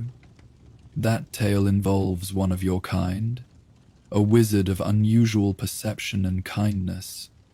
He found me in my homeland, studying the migration patterns of a particularly fascinating species of butterfly. Instead of reacting with fear, as most would, he approached me with respect. We spoke for many days." The acromantula's voice softened further. His name was Newt Scamander. Lyra gasped. "Newt Scalendera? The author of Fantastic Beasts and Where to Find Them?" "The very same," Aranea confirmed, though his book does my kind little justice. He understood that I had grown beyond the instincts of my species, but he also recognized that my homeland was becoming dangerous for one such as me. Human encroachment was destroying the forest, and my size made me a target for those who hunt for sport or profit. She went on to describe how Scamander had offered her sanctuary in a remote corner of the Forbidden Forest, where the magic of the place would help conceal her from those who might wish her harm, and where she could continue her observations of the natural world in peace. "I have dwelled here for more than a century now," Aranea concluded, "watching the forest change, watching the stars wheel overhead, watching generations of young witches and wizards learn and grow within the stone walls of your school.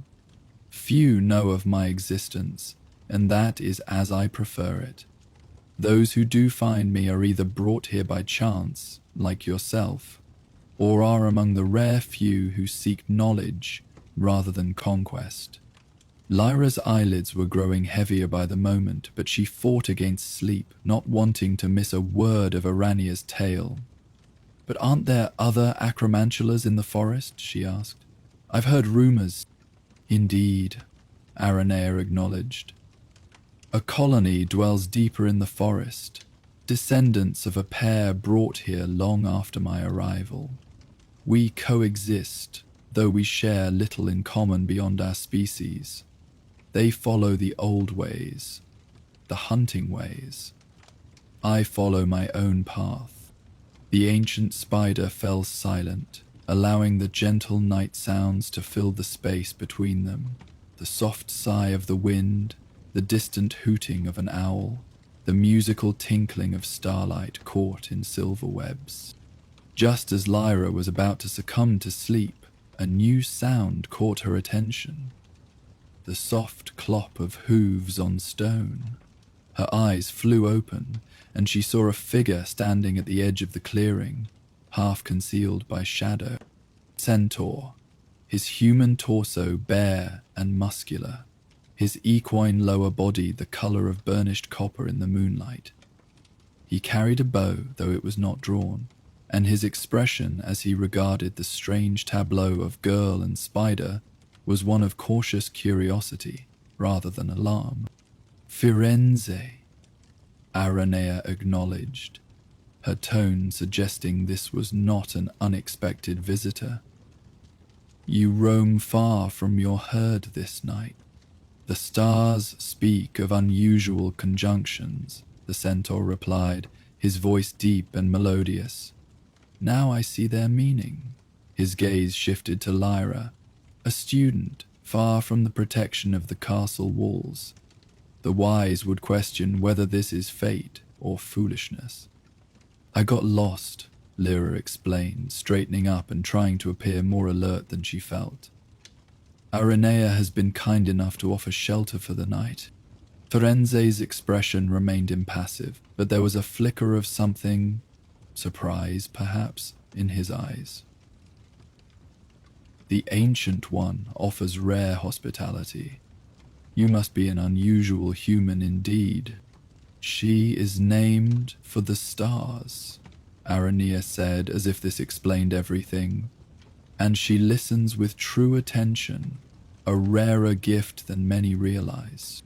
The centaur seemed to consider this, his gaze moving between Lyra and the acromantula. Then he nodded, as if coming to a decision. "The forest is restless tonight. Creatures move that normally sleep, and those that normally hunt have gone to ground. I will remain nearby until dawn, when I can ensure the young one returns safely to the castle." Lyra felt a wave of gratitude, both for the centaur's offer and for the fact that she would have not one but two magical guides to help her find her way home. "Thank you," she said sincerely. Fenzi acknowledged her thanks with a slight inclination of his head, then retreated to the edge of the clearing, where he seemed to blend with the shadows, though Lyra knew he was still watching. "The centaurs and I have an understanding," Aranea explained. "We each value knowledge and observation. Though we interpret the stars differently, they see prophecy and fate. I see patterns and beauty." "Do you ever get lonely?" Lyra asked, the question slipping out before she could consider its propriety.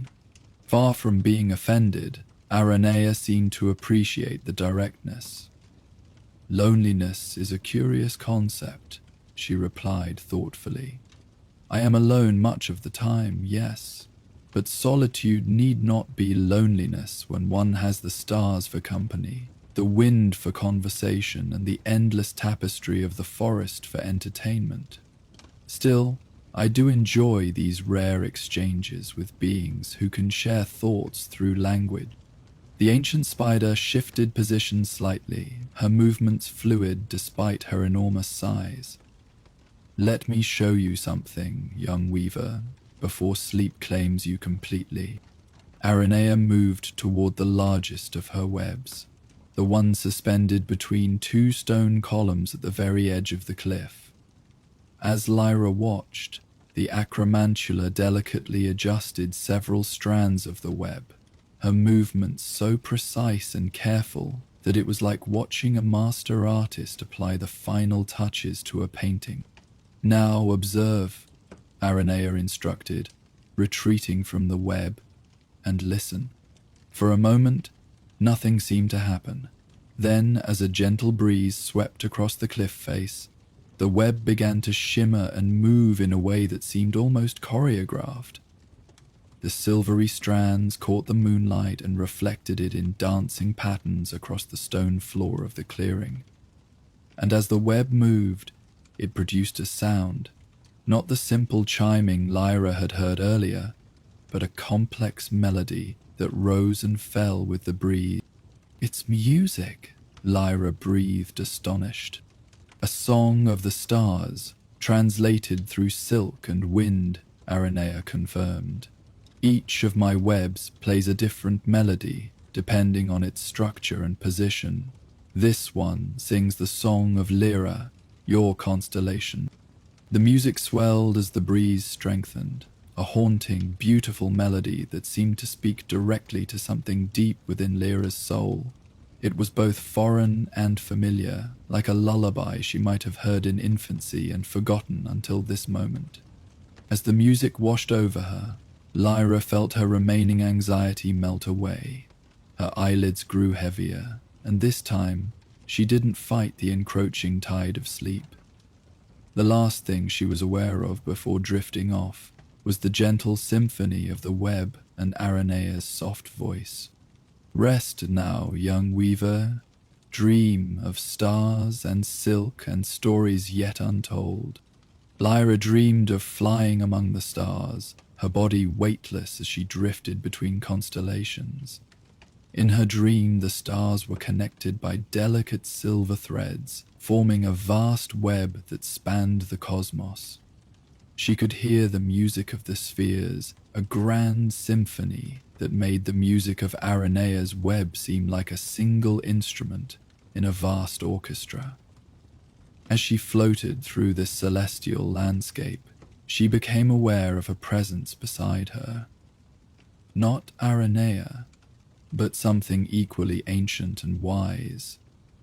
It spoke to her without words, showing her visions of forests primeval, of creatures long extinct, of civilizations rising and falling like the tide. Then the dream shifted, and she was back in the clearing with Aranea, but everything was suffused with a strange, silvery light. The acromantula was weaving a new web, this one in the shape of Lyra's own face. As the final strand was placed, the web began to glow with an inner light, and Lyra understood that she had been given a gift. Though what kind of gift, she couldn't quite grasp. She awoke to the soft glow of pre-dawn light and the gentle touch of a cool breeze on her face. For a moment she was disoriented, unsure of where she was or how she had come to be sleeping on a stone ledge beneath the open sky. Then memory returned, and she sat up quickly, looking around for her unusual host. Aranea was there, silhouetted against the lightning sky, perfectly still except for the slow rise and fall of her massive abdomen as she breathed. Her eyes, which had reflected starlight in the darkness, now seemed to hold the pale gold of the approaching sunrise. "You wake with the dawn," the ancient spider observed, "as do I. There is a special beauty to this hour that the sleepers never know." Lyra stretched, surprised to find that she felt well rested despite her unusual sleeping arrangements. The boulder that had served as her bed had been more comfortable than it looked, and the night air, while cool, had not been uncomfortably cold. "I had the most incredible dreams," she said, recalling fragments of her celestial journey. "The night whispers many secrets to those who know how to listen," Aranea replied cryptically. "Perhaps some of those whispers found their way into your sleeping mind." Movement at the edge of the clearing reminded Lyra of their other companion.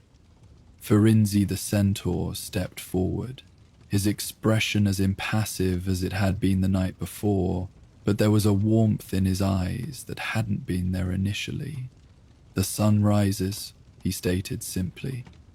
"It is time to return you to your kind, young one." Lyra nodded, gathering her wand and the small bag she'd been carrying during yesterday's lesson. She stood and smoothed down her rumpled robes, suddenly aware of how she must look after a night spent sleeping outdoors. As she prepared to leave, she turned to Aranea, feeling an unexpected pang at the thought of never seeing the extraordinary creature again. "Thank you," she said sincerely, "for the shelter and the stories and everything." Aranea's eyes twinkled like the last stars fading in the dawn light. "It has been a pleasant interlude in a long existence, young weaver. Perhaps our threads will cross again someday." "I'd like that," Lyra said. Then, hesitantly, would it be all right if I came back to visit you sometime? I'd be careful not to lead anyone else here, of course." There was a long pause, during which Lyra feared she had overstepped. But then Aranea made that rustling sound that Lyra now recognized as laughter. "Curiosity truly is your defining trait," the acromantula observed. "Yes, you may return, but only on nights when the moon is full and the skies are clear, and you must come alone, or with only those who would approach with open minds and peaceful intentions." "I promise," Lyra said earnestly. "Then, until we meet again, I will weave your strand into my tapestry of memories." Aranea raised one foreleg in what seemed like a gesture of farewell. "May your path be free of snares, and your mind ever open to the unexpected." With that, the ancient spider retreated to the shadows beneath the stone columns, where her grey exoskeleton blended so perfectly with the stone that she seemed to vanish entirely. Fenzi gestured for Lyra to follow him. "Come, the forest paths can be treacherous for two-legged creatures, but I know the safest routes." As they left the clearing, Lyra couldn't resist looking back one last time. The morning sun was now touching Aranea's webs, transforming the silvery strands into threads of pure gold. The effect was dazzling, like glimpsing a piece of another world, a world where beauty and wisdom took precedence over fear and prejudice. The journey back to Hogwarts with Fire Frenzy was swift and uneventful. The centaur led her along hidden paths that she would never have found on her own, occasionally stopping to point out interesting plants or signs of magical creatures that had passed recently.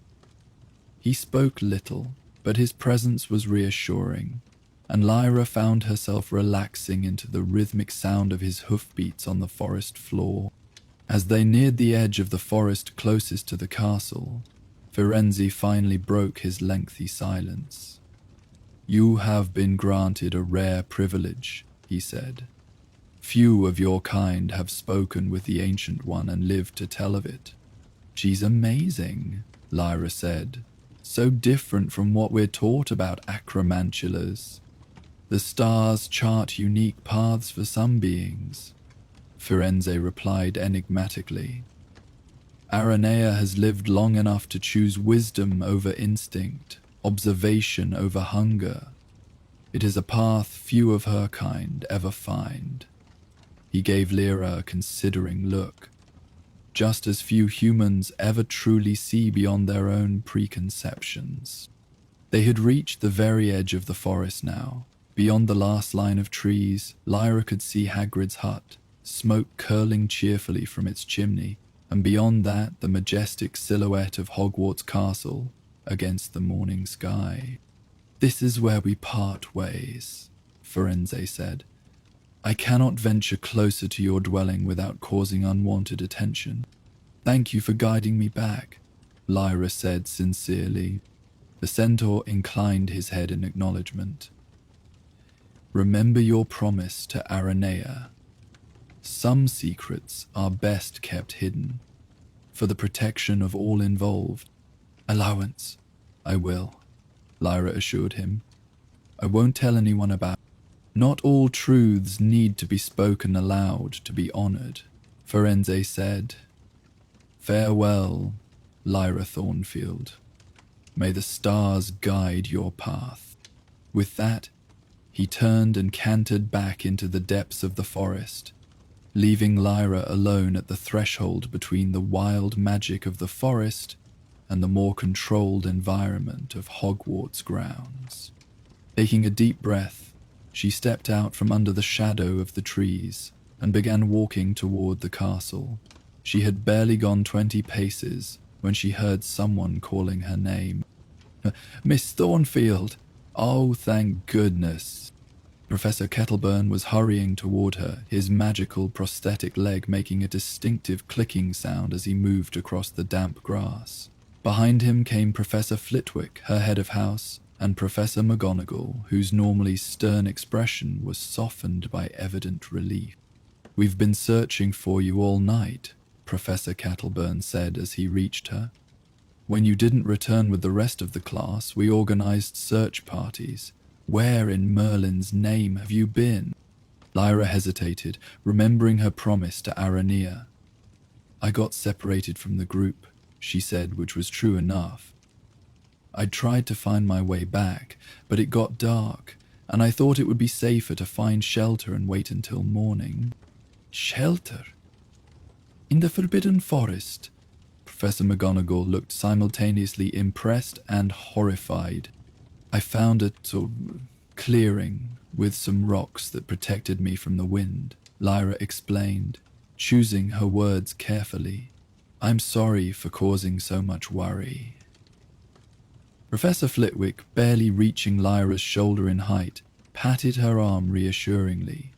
"The important thing is that you're safe, Miss Thornfield. Though I must say, spending a night alone in the Forbidden Forest and emerging unscathed is quite a remarkable feat for a fifth-year student." "Indeed," Professor McGonagall said, eyeing Lyra with renewed interest. "Most remarkable." "I wasn't entirely alone," Lyra admitted, thinking quickly.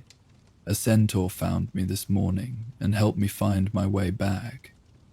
This, at least, she could share without breaking her promise to Aranea. "A centaur?" Professor Kettleburn's bushy eyebrows shot up in surprise. "They rarely involve themselves in human affairs. You must have impressed them somehow." "I think he just felt sorry for me," Lyra said modestly. After a brief examination by Madame Pomfrey, who pronounced her tired but otherwise unharmed, Lyra was allowed to return to Ravenclaw Tower to rest. But as she settled into a familiar four-poster bed, she found that sleep eluded her. Her mind was too full of spinning webs and starlit eyes, of music played on silver strands and wisdom shared by an ancient voice. She reached for her sketchbook, the same one in which she'd been drawing the bowtruckle just before getting separated from her class. Turning to a blank page, she began to draw. Not Aranea herself, for that seemed too much like breaking her promise of secrecy, but one of the beautiful webs, its intricate pattern reflecting the constellation for which Lyra was named. As her pencil moved across the paper, recreating the delicate strands and precise geometry of Aranea's creation, Lyra felt a sense of peace settle over her. She had experienced something extraordinary, something few would believe even if she were free to tell them. But that was all right. Some treasures were meant to be held close, cherished in private like precious gemstones. In the days and weeks that followed, Lyra found herself drawn to the edge of the Forbidden Forest during her free time. She didn't venture in. She would keep her promise to visit Aranea only during the full moon, but she would sit on a fallen log just outside the tree line, sketching the flora and fauna she could observe from that vantage point, and thinking about the ancient acromantula and her webs of starlight. Sometimes she thought she glimpsed movement among the trees, a flash of copper that might have been Firenze, or the shadowy form of some other forest dweller watching her with curious eyes. Once, she was almost certain she saw a silvery thread stretching between two trees, gleaming momentarily in a shaft of sunlight, before disappearing back into shadow. The next full moon fell on a Friday, which seemed fortuitous. No classes the following morning meant she could stay out later without arousing suspicion. Telling her roommate she was going to the astronomy tower to sketch the lunar surface, a hobby they knew she enjoyed, Lyra instead made her way carefully across the grounds and into the forest, following the path Fenzi had shown her. To her surprise, she found the way easily, as if her feet remembered what her conscious mind might have forgotten. The trees seemed to part before her, revealing a clear path that led unerringly toward the cliff edge where Aranea made her home. As Lyra emerged into the moonlit clearing, she saw that the ancient acromantula was already there, perched on her favorite stone, 8 eyes gleaming with reflected starlight. The silver web stretched between the stone columns, more elaborate and beautiful than Lyra remembered, catching the moonlight and transforming it into a soft ambient glow that illuminated the entire space. "You return, young weaver," Aranea observed, her deep voice carrying the same melodious quality that had so entranced Lyra during their first meeting. "As the stars foretold, I promised I would," Lyra replied, settling onto the smooth boulder that had served as her bed during her unplanned overnight stay.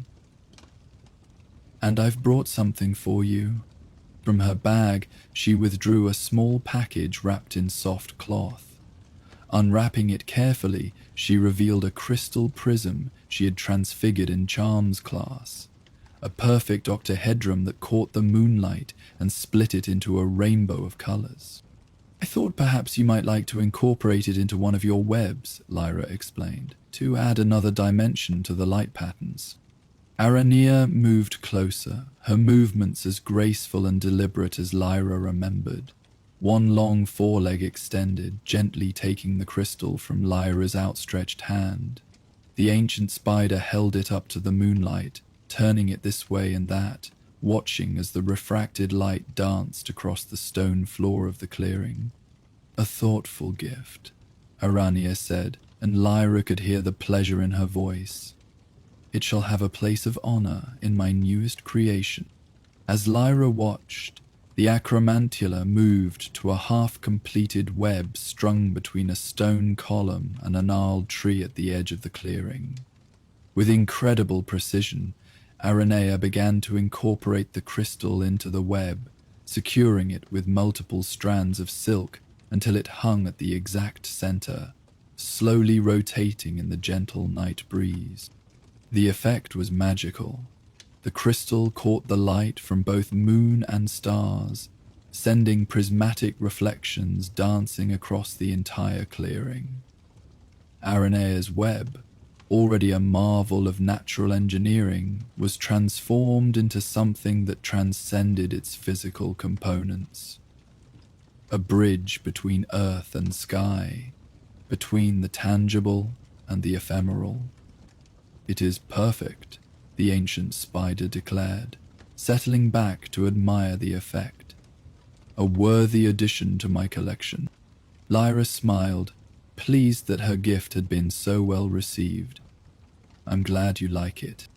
"Now," Aranea said, turning those starlit eyes back to Lyra, "tell me of your days since last we met, young weaver. And in return, I shall share with you a tale from the long years of my life, a story I have never told to any being of your kind before." And so began a friendship unlike any other in the long history of Hogwarts. A Ravenclaw student and an ancient acromantula meeting beneath the full moon to share stories and observations, each learning from the other's unique perspective on the world. For Lyra, these midnight conversations became the most treasured experiences of her time at Hogwarts. From Aranea, she learned secrets of the natural world that no textbook could ever contain, the language of spiders, the subtle changes in web construction that could predict weather patterns days in advance, the art of patient observation that revealed the hidden connections between seemingly unrelated phenomena. and in return, she shared with Aranea the day-to-day happenings of the castle, the latest discoveries in magical research, and her own growing understanding of both magical and non-magical science.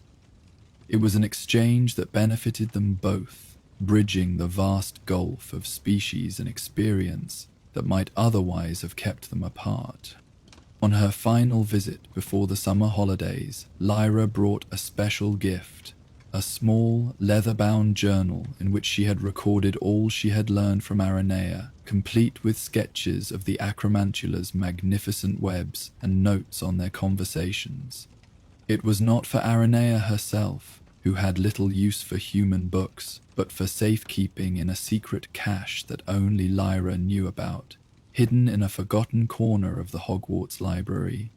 So that the wisdom won't be lost, she explained. Even if I never tell anyone else about you, this knowledge is too valuable to exist only in my memory. Aranea seemed touched by the gesture. You honor me, young weaver, she said, her voice softer than usual. Few of your kind have ever sought to preserve the knowledge of beings they consider beasts. You're not a beast, Lyra said firmly. You're a person, one of the wisest I've ever known. The fact that you have 8 legs instead of 2 doesn't change that. The ancient acromantula made that rustling sound that Lyra now recognized as laughter. In all my centuries, I have met few humans with such clarity of perception. You are a rare one, Lyra Thornfield. As the night grew late, and Lyra prepared to depart for what would be the last time until autumn, Aranea moved to the edge of the cliff, gazing out at the star-strewn sky. The stars whisper that great changes await you, she said, her voice taking on the rhythmic quality it often did when she spoke of deeper truths. Your path will lead you far from these forests, to places where the very fabric of reality wears thin. But no matter how distant your journeys take you, a strand of silk connects us now, invisible but unbreakable. You will always find your way back to this place of starlight and story. Lyra felt a shiver run down her spine at these words. Were they prophecy, like the centaurs might offer? Or simply the observations of a being who had lived long enough to recognize the patterns in a life's unfolding? Perhaps it didn't matter. What mattered was the truth at the center of Aranea's words, that some connections, once formed, transcended the normal boundaries of time and space, species and circumstance. The friendship between a curious student and an ancient acromantula was one such connection, unlikely but unbreakable. I'll come back, Lyra promised, whenever I can, and I'll bring new stories and discoveries to share with you.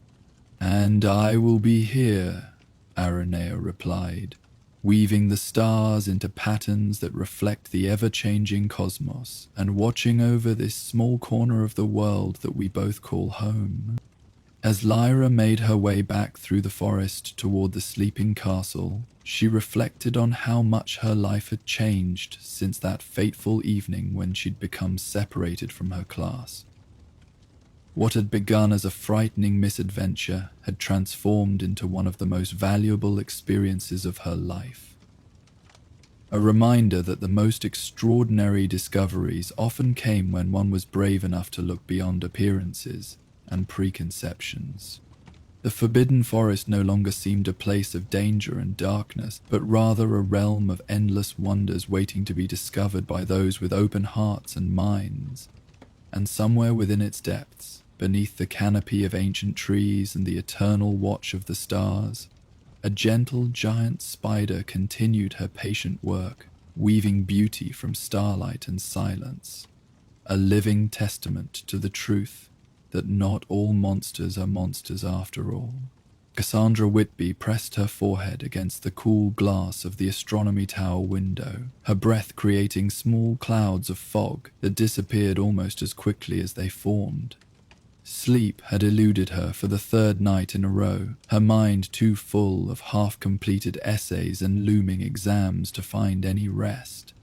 Outside, the grounds of Hogwarts were bathed in the silvery light of the waxing moon, transforming the familiar landscape into something ethereal and strange. The lake's surface reflected the moon like a perfect mirror, disturbed only occasionally by the giant squid's lazy movements. The forbidden forest stood dark and mysterious at the edge of her vision, its secrets hidden beneath a canopy of ancient trees. But it wasn't the lake or the forest that had drawn Cassandra from her warm bed in Hufflepuff basement up to the highest tower of the castle. It was the odd shimmer she had noticed in the air above a distant field, a gentle pulsing glow that seemed to beat in time with her own heart. The stress of OWL year had been building for months, piling onto Cassandra's shoulders like invisible weights. Her usual cheerful disposition had gradually been replaced by dark circles under her eyes and a perpetual crease between her brows. Even her friends had started to notice, their concerned glances following her as she buried herself in textbooks during meals, or practiced wand movements long after others had gone to bed. Tonight, unable to face another hour of staring at her canopy, she had wrapped herself in her warmest cloak and slipped out of the dormitory, wand clutched in her sweaty palm as she navigated the silent corridors by memory and moonlight. The astronomy tower had seemed like the perfect refuge, high enough to provide perspective, quiet enough to allow for reflection. But now, as she gazed at the mysterious glow emanating from the distant field, Cassandra felt something else stirring within her. Curiosity, yes, but also something more elusive. A pull, as if the light itself were calling to her. Without fully realizing what she was doing, she found herself turning away from the window and heading toward the spiral staircase. The castle was eerily silent at this hour, the usual creaks and groans of the ancient structure muted, as if in respect for the sleeping inhabitants. Cassandra moved carefully, her footsteps light on the stone floors, pausing occasionally to listen for any sign of Filch or Mrs. Norris on their nightly patrols. She had never been one for rule-breaking. Her Hufflepuff sensibilities usually kept her firmly on the right side of school regulations. But tonight felt different. Tonight, the rules seemed less important than the inexplicable need to discover the source of that strange, pulsing light.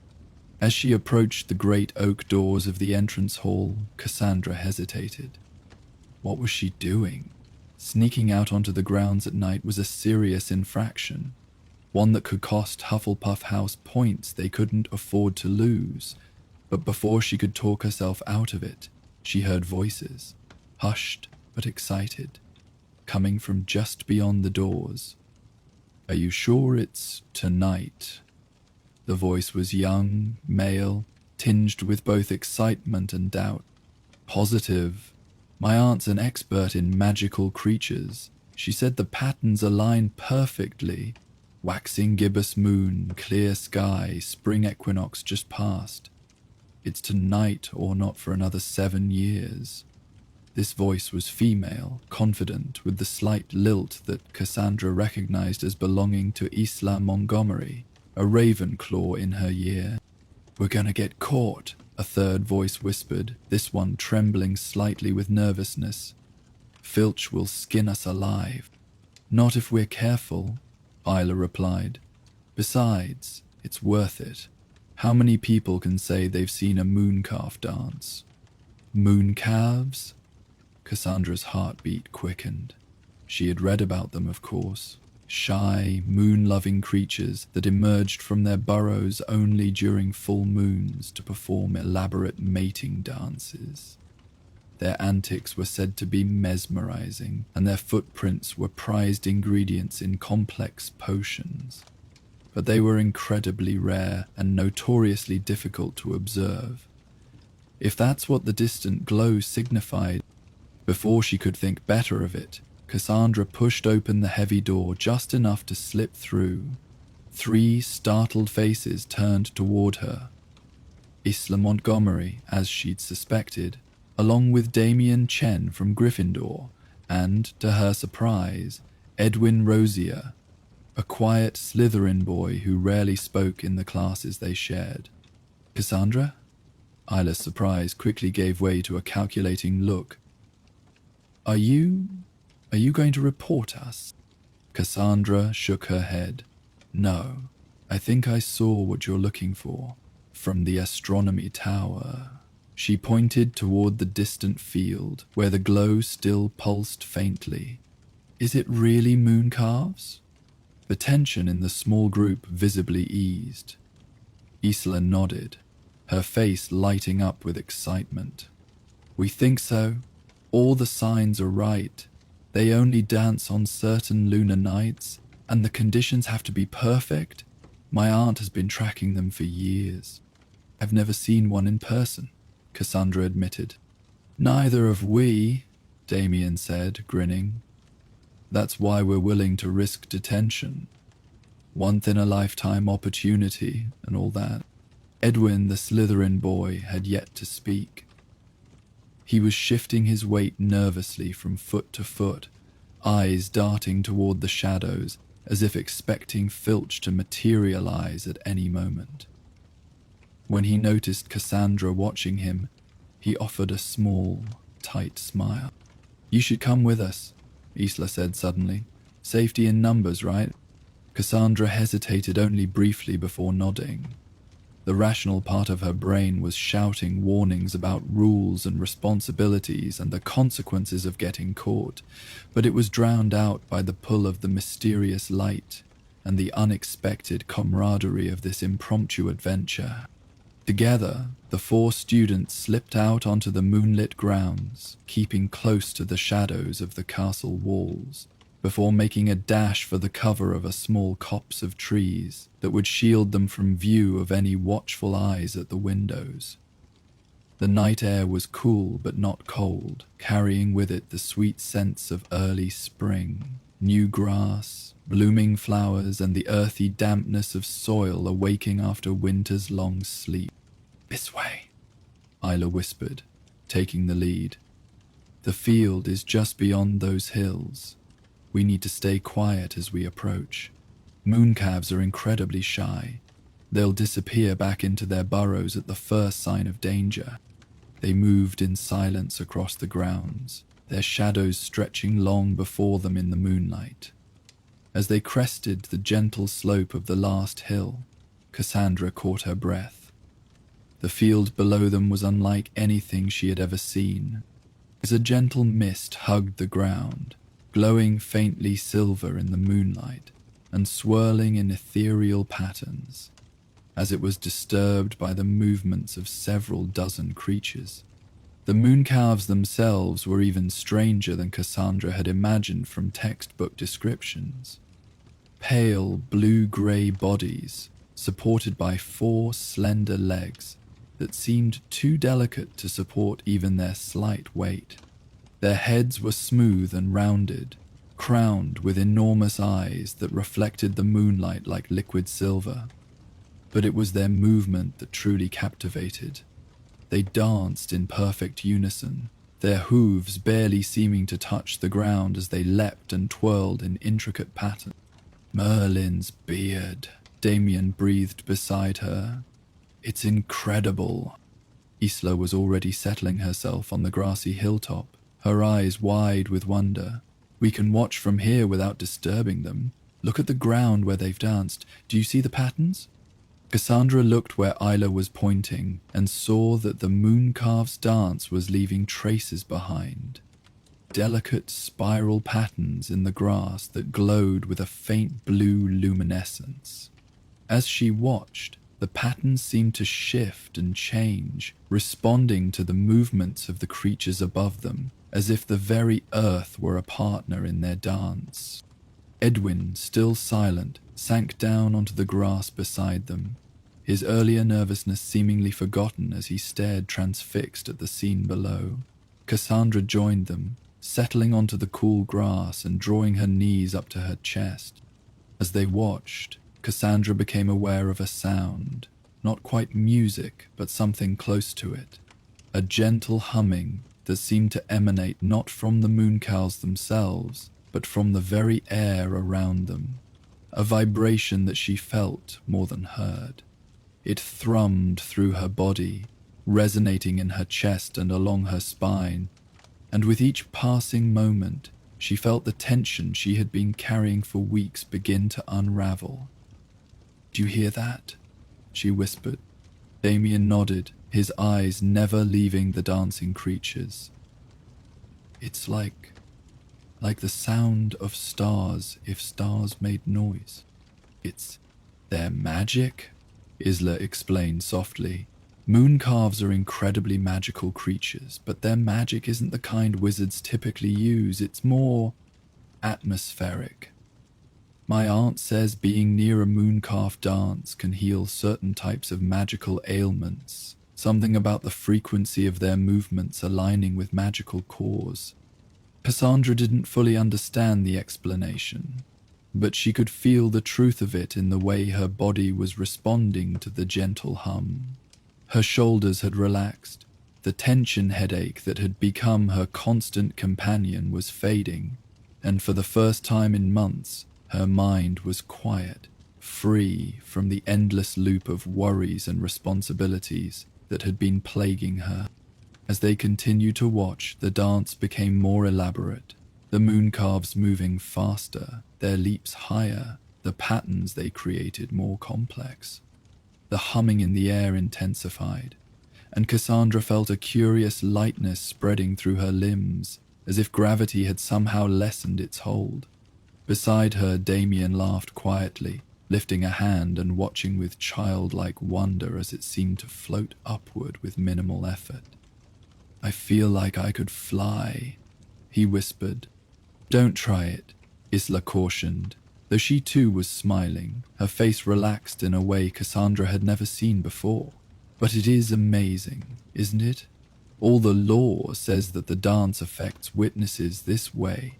It's why mooncalves were so sought after in medieval times. Wizards believed dancing with them could grant temporary powers of levitation, or even flight." "Is that true?" Cassandra asked, fascinated. Isla shrugged. "No one knows for sure. Mooncalves became so rare because of overhunting that there hasn't been much opportunity for modern research. My aunt's one of the few magizoologists still studying them." As the humming reached its peak, Cassandra noticed that the mooncalves' dance had changed again. The creatures were now moving in expanding concentric circles, each ring moving outward from the center of the field. And then, to her astonishment, several of the creatures in the outermost ring broke away from the main group and began to move gracefully up the slope toward where the 4 students sat watching. "Don't move," Isla breathed, her voice barely audible. "They're curious. Sometimes if you're very still and they sense no threat, they'll come closer to investigate." Cassandra held her breath as the mooncalves approached, their silver eyes fixed on the small group of humans with what seemed like intelligent curiosity. They moved with incredible grace, their hooves making no sound on the grass, the spiraling patterns of light following in their wake. When they were perhaps 10 feet away, they paused, heads tilted slightly as if in question. The humming had changed again, becoming a gentle pulse that seemed to beat in time with Cassandra's heart. She felt a strange connection to these otherworldly creatures, as if some unspoken communication were passing between them. Without consciously deciding to do so, she found herself smiling at the nearest mooncalf, a slightly smaller specimen with unusually large eyes even for its kind. To her amazement, the creature responded. It took 2 delicate steps forward, its silver eyes never leaving her face. Then, in a movement that could only be described as a bow, It lowered its smooth head before rising again and taking a single step backward, one hoof extended in what looked unmistakably like an invitation. "It wants you to join the dance," Isla whispered, her voice filled with awe. My aunt said it could happen, but I've never heard of anyone actually being invited." Cassandra felt a moment of panic. I don't know how." "I don't think it matters," Damien said quietly. "Look at them. There's no right or wrong way to move. It's just feeling the rhythm." Still hesitant, Cassandra looked at her companions. Isla was nodding encouragingly, her eyes bright with academic interest. Damien was grinning, clearly enjoying the unexpected turn of events. And Edwin, who had been so nervous earlier, was watching the mooncalves with a look of such longing that Cassandra felt a sudden surge of empathy. "We could all go," she suggested impulsively. "Together." Edwin looked at her in surprise, a smile spreading slowly across his usually solemn face. Isla was already getting to her feet, her movements careful so as not to startle the waiting mooncalves. "Why not? When will we ever get a chance like this again?" One by one, they rose and approached the creature. The mooncalves backed up slowly, matching each step the students took forward with one of their own, maintaining the distance between them, but clearly leading them down into the field where the main dance continued. As they reached the edge of the field, the mist swirled around their ankles, cool and tickling against the exposed skin between their shoes and the hems of their robes. The humming was all around them now, vibrating through the ground beneath their feet and the air in their lungs. Cassandra felt dizzy with it, but not unpleasantly so. It was more like the light-headed feeling of laughing too hard or spinning in circles as a child. The mooncalves had integrated the four humans into their dance with remarkable ease, adapting their movements to accommodate these strange two-legged creatures. Cassandra found that Damien had been right. There was no need to know specific steps or patterns. Her body seemed to know instinctively how to move, guided by the humming in the air and the movements of the creatures around her. She spun slowly, arms extended, feeling the mist curl around her fingers like living silk. The heaviness that had weighed her down for so long was gone, replaced by a buoyant lightness that made her feel as if she might float away if she weren't somehow tethered to the earth by the music of the mooncalves' dance. Nearby, Isla was mirroring the leaping movements of a particularly energetic mooncalf, her usual academic reserve replaced by uninhibited joy. Damien was spinning in wide circles, arms outstretched, his face tilted up to the moon. And Edwin, to Cassandra's surprise and delight, was dancing with more abandon than any of them, his movements fluid and unself-conscious, a smile of pure happiness lighting up his usually serious face. Time seemed to lose all meaning as they danced. Cassandra couldn't have said whether minutes or hours had passed, only that she never wanted it to end. The combination of the humming vibration, the cool mist, the silver moonlight, and the hypnotic movements of the mooncalves had transported her to a state of perfect contentment, where worries and responsibilities couldn't reach. It was during one of her turns that Cassandra noticed they weren't the only humans watching the mooncalf dance. At the far edge of the field, partially concealed by the shadow of a gnarled old oak tree, stood a figure. At first, she thought it might be Filch, finally catching them in their rule-breaking, but as her eyes adjusted, she realized it was someone else entirely. Mr. Doge, the ancient caretaker who had tended the grounds for as long as anyone could remember, long before Filch had taken over the interior of the castle. Mr. Doge was a legendary figure at Hogwarts, rarely seen by students, his existence almost mythical. a wizened old wizard who spoke to plants and was said to know every secret of the Hogwarts grounds. Some students claimed he was as old as the castle itself, though that was surely an exaggeration. What wasn't in doubt was his deep connection to the land and its magical inhabitants. Now, as Cassandra watched between the turns of the dance, she saw that the old caretaker wasn't there to scold or report them. He was watching the dance with an expression of profound wistfulness, his gnarled hands resting on a walking staff that seemed to be made from a single piece of twisted wood. As if sensing her gaze, he looked up and met her eyes across the field. To her surprise, he smiled, a gentle, knowing smile that held no judgment, only a shared appreciation for the magic unfolding before them. Then, with a respectful nod toward the dancing moon calves, Mr. Doge turned and melted back into the shadows of the trees, leaving the students to their magical encounter.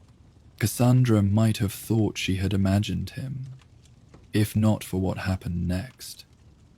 As she continued to dance, she noticed that the patterns left by the mooncalves' hooves were changing, forming new shapes in the glowing grass.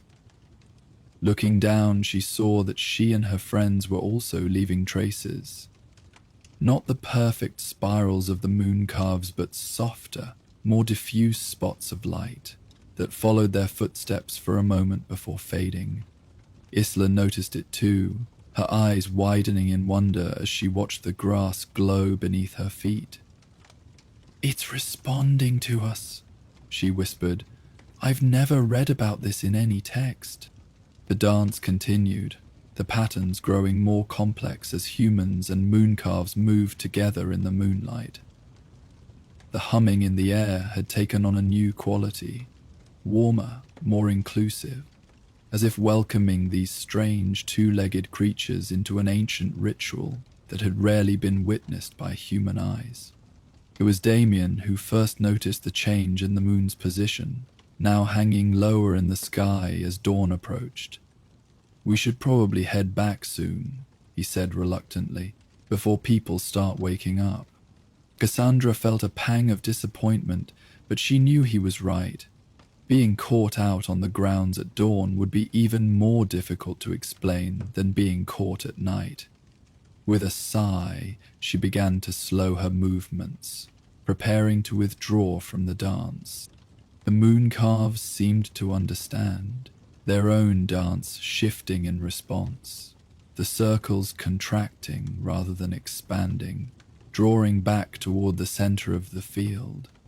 As they retreated, they each performed the same curious bowing motion that had first invited Cassandra to join them, a gesture that felt like both gratitude and farewell. "Thank you," Cassandra whispered to the small mooncalf that had first approached her.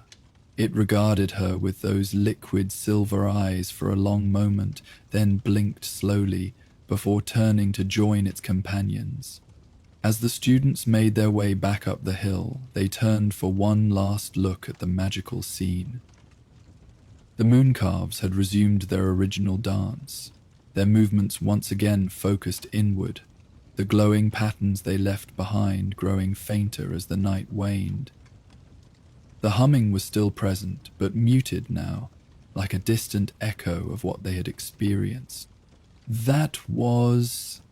Edwin began, then trailed off, seemingly unable to find words adequate to describe what they had shared. "I know," Isla said softly. "I'll write to my aunt about it, but I don't think even my best description could capture it." "Maybe it's not meant to be captured," Cassandra suggested. "Maybe it's just meant to be experienced."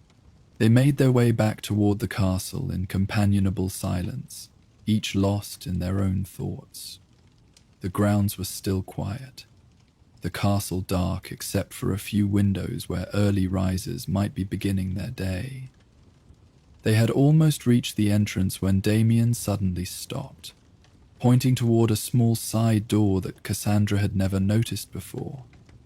"Look," he whispered, The door stood slightly ajar, and beside it, leaning against the wall, was a familiar, twisted walking staff. There was no sign of Mr. Doge himself, but the message was clear. He had left them a safe way back into the castle, away from the main entrance where Filch might be lurking.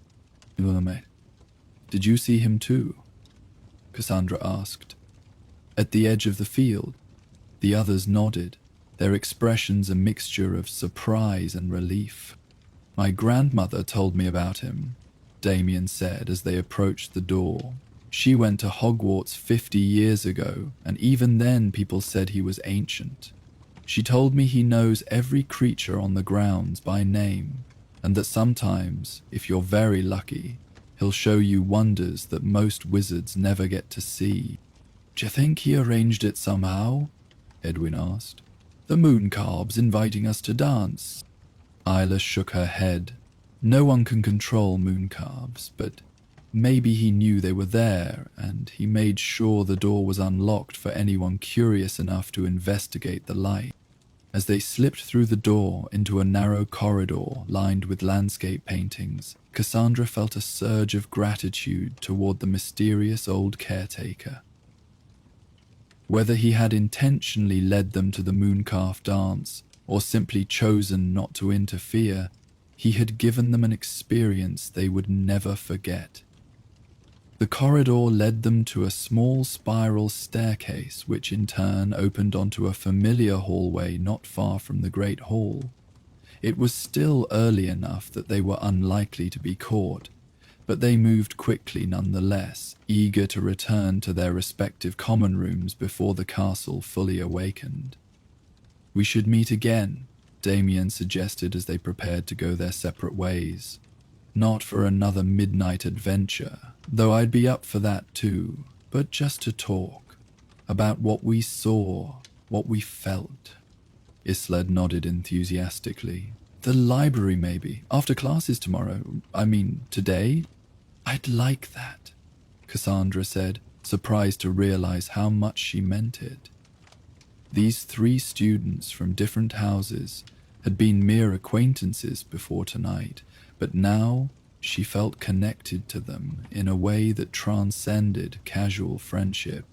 Edwin, who had been quiet again as they navigated the castle, looked hesitant.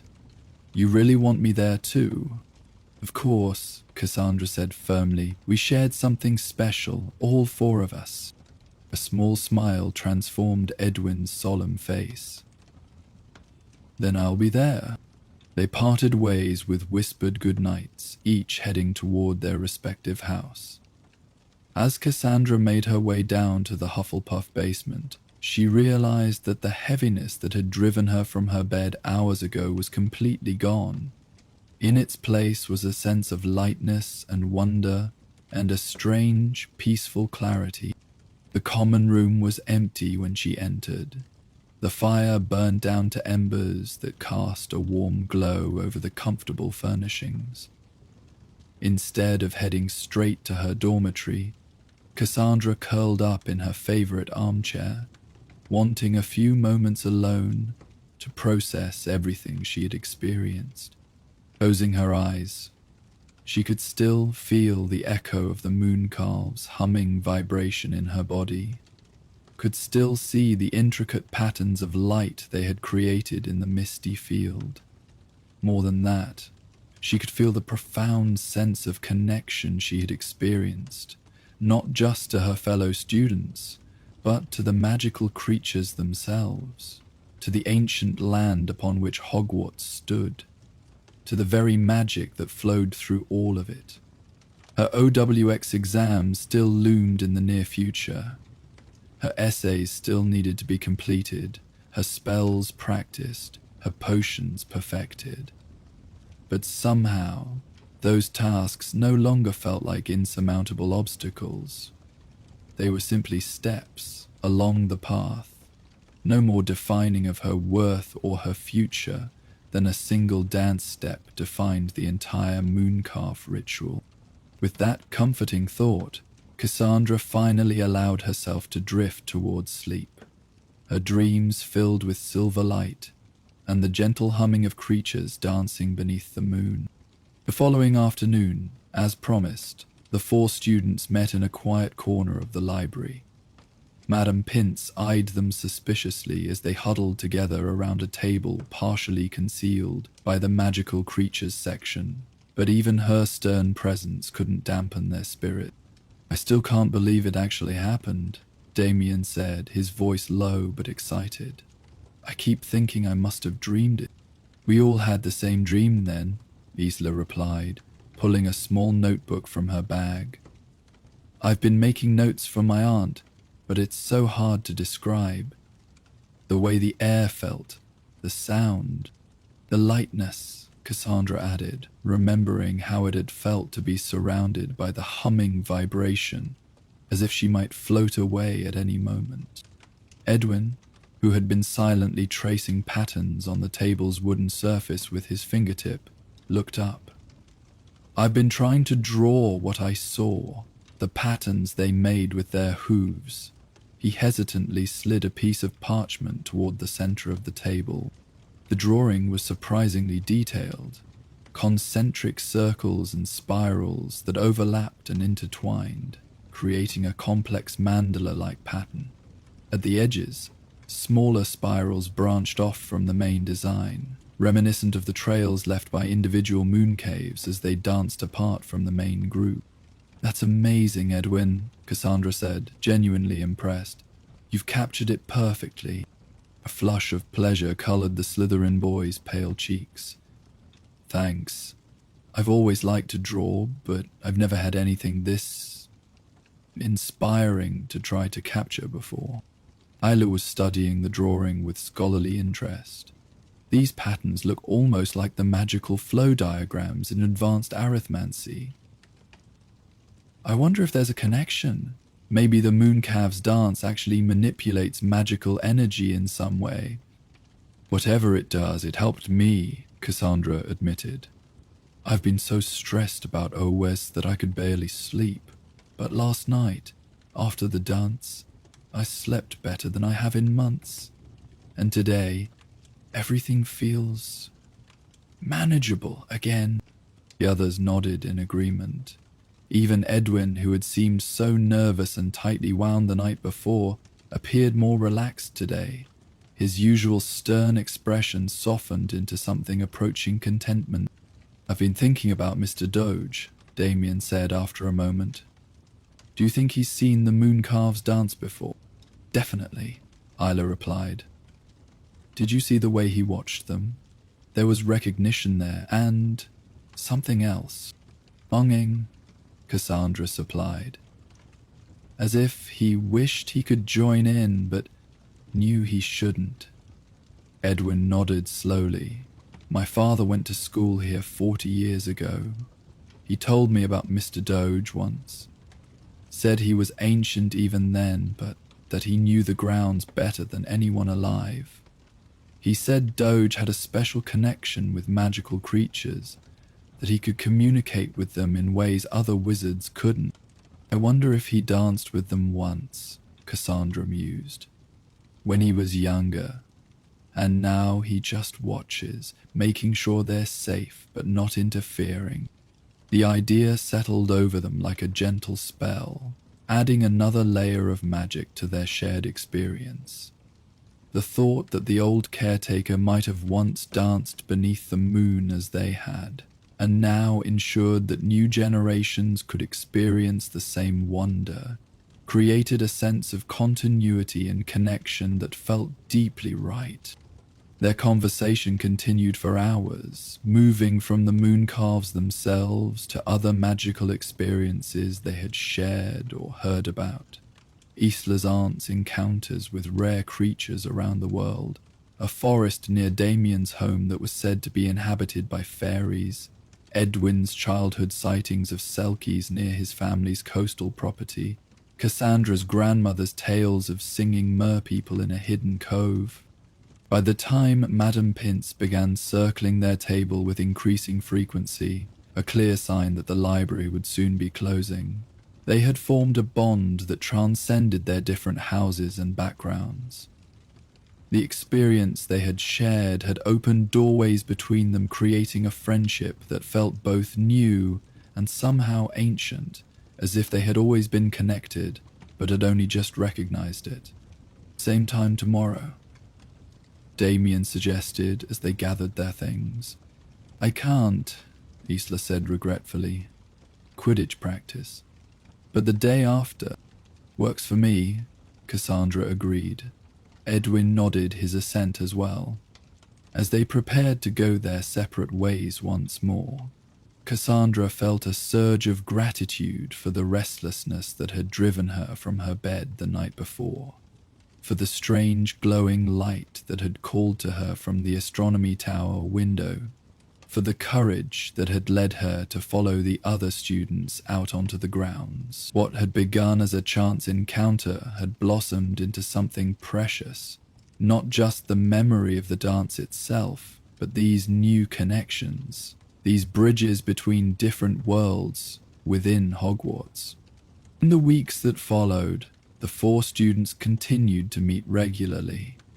Sometimes they discussed their shared experience with the Mooncalves, but more often they simply enjoyed each other's company, studying together or exploring the castle's many wonders. They kept an eye out for Mr. Doge as well, occasionally glimpsing him at work in the gardens or walking the edges of the forest, but he remained a distant figure, acknowledging them with a nod or a smile when their paths crossed, but never approaching for conversation.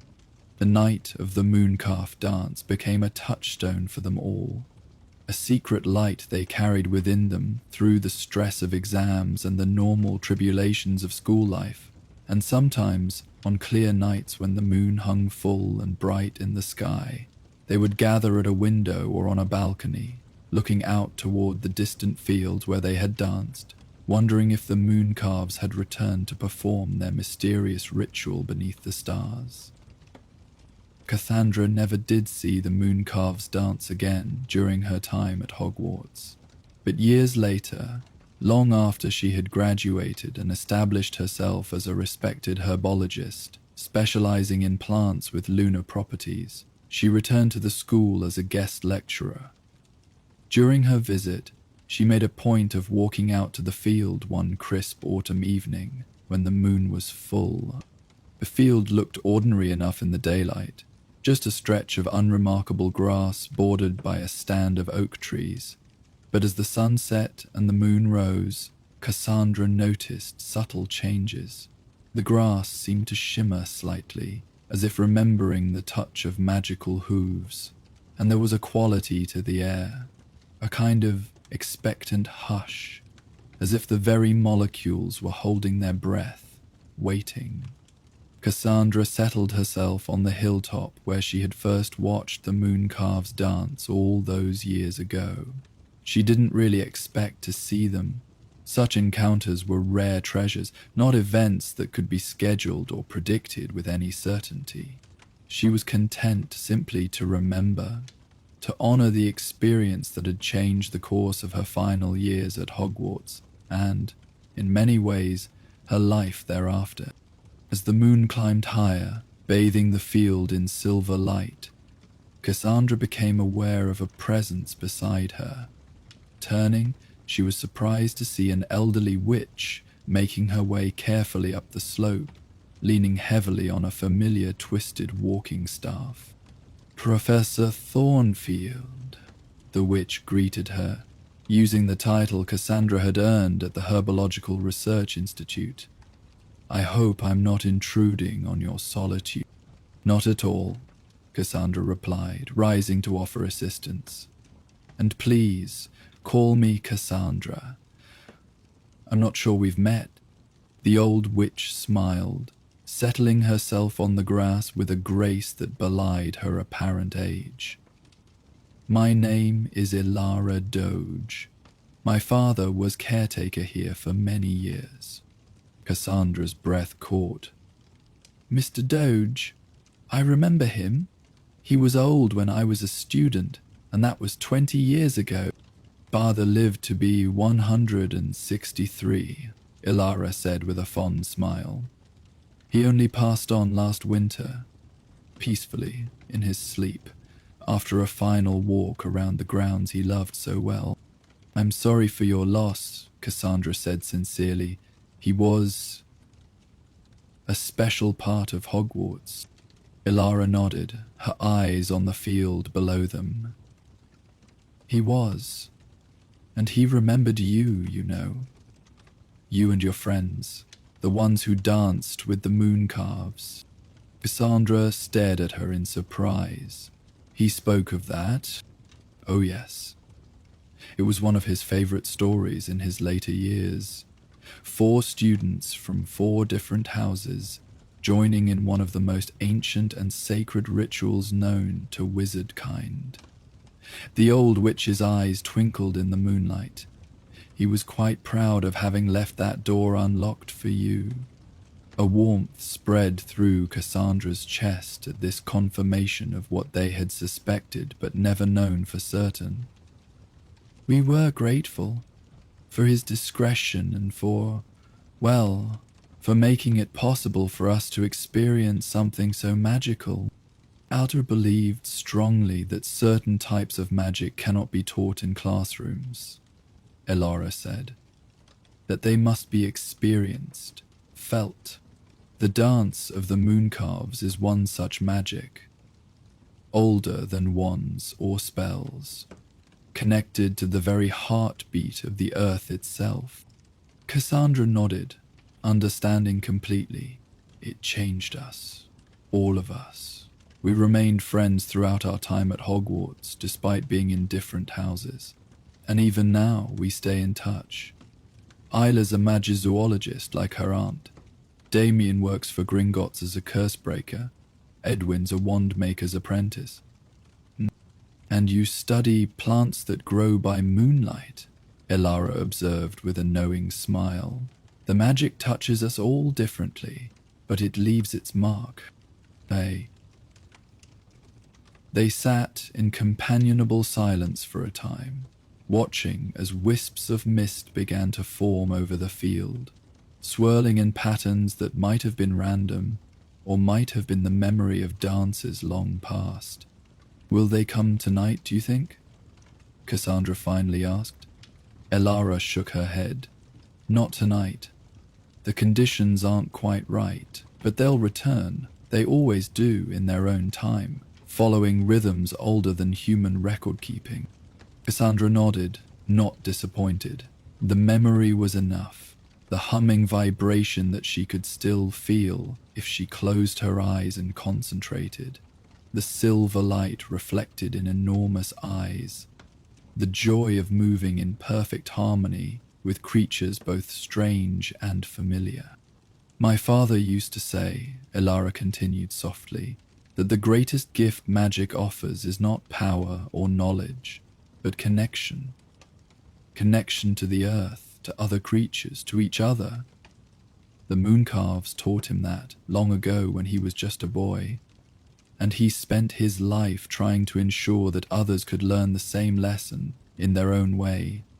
Cassandra thought of her 3 friends, scattered across the wizarding world now, but still connected by the shared experience of that magical night.